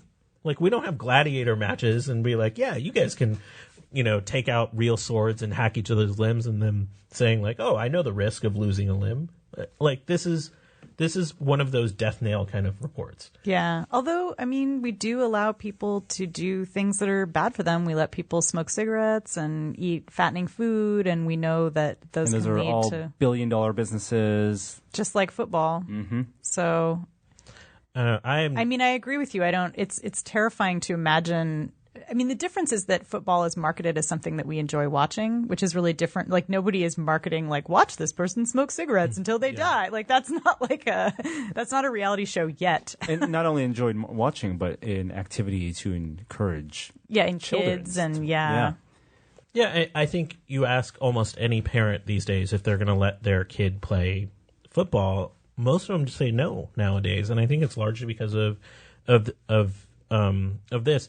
But so the thing is, like, fattening foods, all of that kind of stuff. Yes, there's a risk, and it puts weight on our healthcare system, and it has costs to everyone when something like that. These things have such pronounced impacts on the lives of the people involved. Like, there's this great book written by New York Times sports writer John Branch about this NHL player Derek Boogaard. He was a fighter, and he suffered CTE. And he followed Derek around. Derek eventually committed suicide. He OD'd on pills that his brother had provided him. But John, like, talks to the family and talks to like players, and they're like, Derek changed. They say, like, he's just wasn't the same person anymore. And that goes to some of the findings where they're finding damage to the amygdala. So, like, emotional centers of the brain are getting damaged. And these people aren't the same people from when they start to finish. And that feels different than, like, somebody going to McDonald's all the time. Mm-hmm. Well, and it feels different from smoking, too, because it doesn't change your consciousness. You know, it might make you sick, but it's, you know. And the question is, how measurable is that in a short term, right? And is that even so measurable? There's a number of studies out there that are doing active scans. One of the scariest things I've ever seen was there's a group led by David Camarillo at Stanford, and he put sensors in the mouth guards of Stanford football players that could measure the G-force of hits. And so I went down to his lab, and he had set up a test helmet, and he basically gave me a baseball bat. And he said, go to town. It has a sensor in it. Let's see what kind of G-load you can get on this helmet. And I wailed on that thing. And then he showed me video of a player with the mouth guard in, just getting lit up, just like a receiver going across the middle, just got crushed. The G-load on that player was 4 times what I could do with a baseball bat. Yeah. Oh, man. And those are the big hits. That's different than what we're talking about mostly here at CT, the repeated hits. But I remember, like, looking at that graph and just like my jaw dropped, and I said, oh, this game is over. We can't let people play this game. I think that the biggest resistance you're going to find culturally from a player perspective, like there's the fight for viewership, right? Like it's tough in one sense it's going to be tough to ask viewers not to watch something that they know is hurting the people who are playing it. But from the people playing it, I think the toughest thing would probably be the fact that football is a path, you know, it's a part of the American dream, right? Mm-hmm. The idea that you can come up out of nowhere and become famous and become successful through sport. And that people are going to find, they're going to resist. Either that or we're just going to wind up in like a dystopian, like rollerball type future, Hunger Games, where it's just explicitly like, you join this game to die. And it's like, there's no pretend, you know. PUBG. Yeah, yes. Exactly. My next story is on a totally different note. It's a farewell to one of the great science writers of our age, David Perlman, who spent his entire career basically at the San Francisco Chronicle. As he called it, he chose an early retirement at the age of 98. I've known David for a long time. You've probably known David for a while too. I know him by reputation only. So I've had the chance to meet him a number of times. So he was born during the World War I, which is like Wonder Woman time. You mean? Which is amazing, you know, sort of period. And he started working at the Chronicle basically around like World War II time frame, and has covered so many things. Like I know Discovery of Pluto was a little bit before he started working at the Chronicle, but just like all these amazing investigative journalism, science stories, and he's worked at that same paper the entire time. So farewell to David Perlman, one of the giants of science journalism. What do you think he'll be doing in his retirement? Maybe PUBG. Yeah. We're going on to VR Minute. The VR Minute. Virtual reality this week. We're going to actually keep it close to a minute this week around. There's a great blog post that Michael Abrash, who's the chief scientist at Oculus/Facebook, did about the challenges facing virtual reality and augmented reality research going forward. Although, of course, he doesn't explicitly say augmented reality because they're all about VR right now. But one of some of the cognitive challenges and eye tracking issues, the things that are going to be the technological and sociological and physiological hurdles getting us to the VR that we see in the trailers like Ready Player One. It's a variant of the talk he gave at OC3 last year on the stage, but it covers all the points are still salient, and it's worth reading.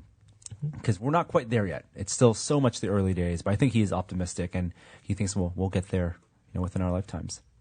There was a preview for a new Rec Room quest. We have really loved Rec Room. Yes. The questing in it. So it's a throwback to the original Rec Room quest in terms of like the characters in it, but there's sort of like Roman candles as weapons and just like new rooms. It looked great. Link to the preview is there. That'll be out soon. Yep, and of course, the game Lone Echo is out on the Oculus platform. The Echo Arena, which Jeremy can't stop playing and talking about, it's still free right now. So if you have one of the headsets, that's something we would recommend you download. Annalie, have you played any VR? Have you dived into the metaverse? I've done a little bit of Rec Room. I've done Facebook Spaces. Yeah, right. Which actually was kind of great. I was surprised. It actually, I mean, I guess it sort of speaks to how far we have to go when you use something and you're like, it worked, therefore it was great. But I was able to have a meeting with colleagues around a table and share photos and things like that. So that was really fun. So I've tried it a little bit. I do have a Rift at home that I play with, and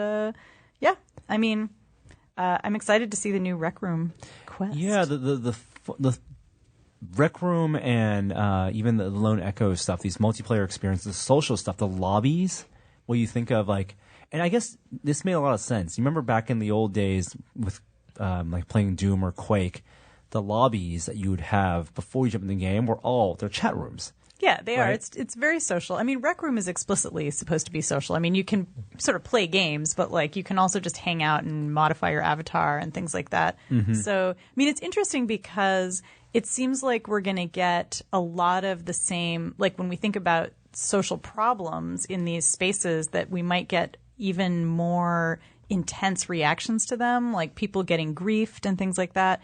Already Rec Room has set up ways to prevent people from griefing you. You can ghost them or you can set a perimeter around you. But just to make a little callback to Ready Player One, one of the things that I love in his VR world is that people are attending high school in VR. And there's no more bullying, because if someone starts bullying you, you can ghost them. And we're just seeing the beginning of how that might work socially in a place like Rec Room, where it's like basically people can be around you trying to interact with you and they don't even necessarily realize that you don't see them.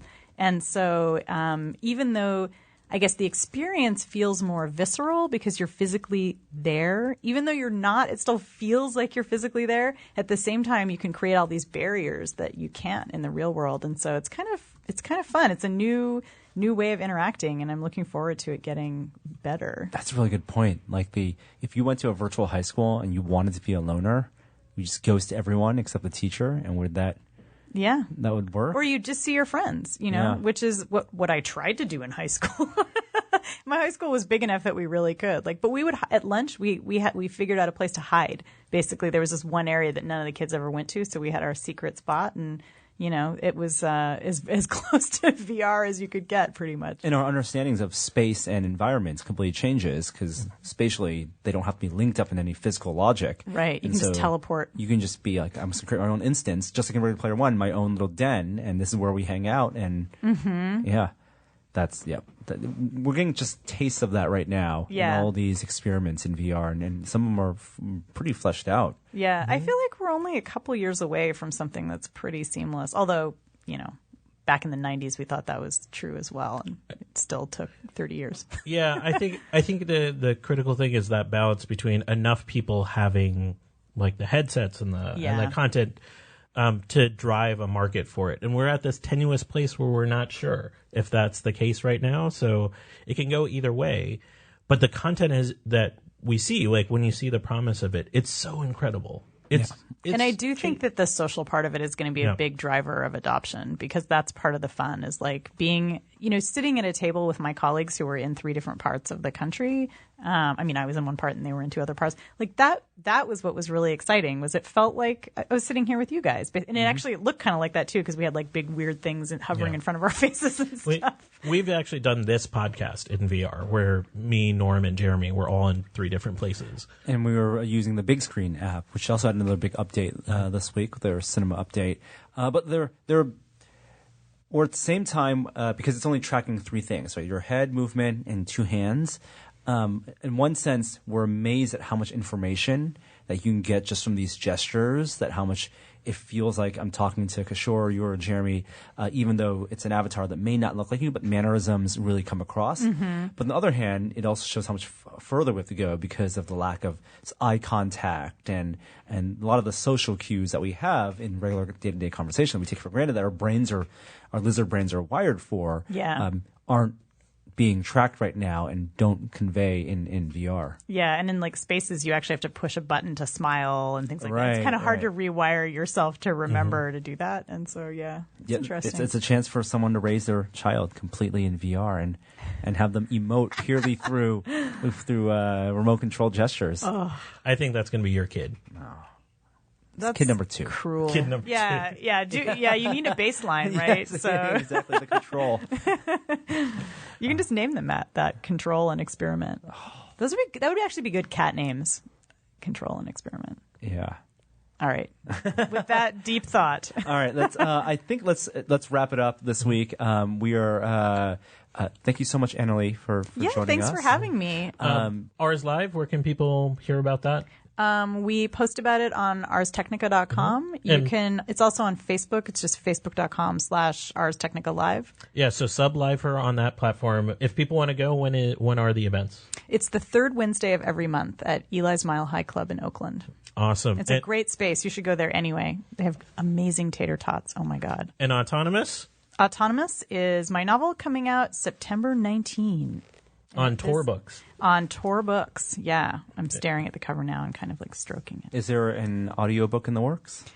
I think there will be something, probably not when the book comes out, but yeah, we're going to try to make sure there's some kind of That's audio. Norm Engling to read it, I think. Yeah. No, I have a lot of friends who would prefer to have it in audio, so we're talking, actually just this week we're talking about it, so. That's awesome. And people can find you on social media. On the socials, I'm on Twitter. I'm Annalie N on Twitter. You can also find me AnnalieNewitz.com, and I'm on Ars Technica. Very you cool. know where I am. Yeah, we know where Kishore is. What's coming up on Tested? We have so much Comic-Con stuff still rolling out. The Incognito videos, some of the booth tours we did, some interesting people we chatted with, Richard Browning with his flight suits up. And we have some shows for our Tested Premium audience. The next episode of Science in Progress should be up today. The latest episode of From Bits to Atoms, which is ridiculous, is out. Where Sean and Jeremy took apart a quadcopter and then rigged it up so 4 players controlled the quadcopter to try to complete an obstacle course. It was really fun. And of course, you can find us always on our YouTube channel and on the site. Thank you guys for listening out there. Do we have an outro? We have an outro from Will D. All right, here we go. Hi there, I didn't see you. Tested.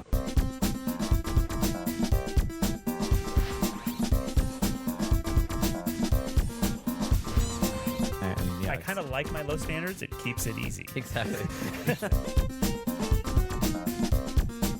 Tested. Thanks.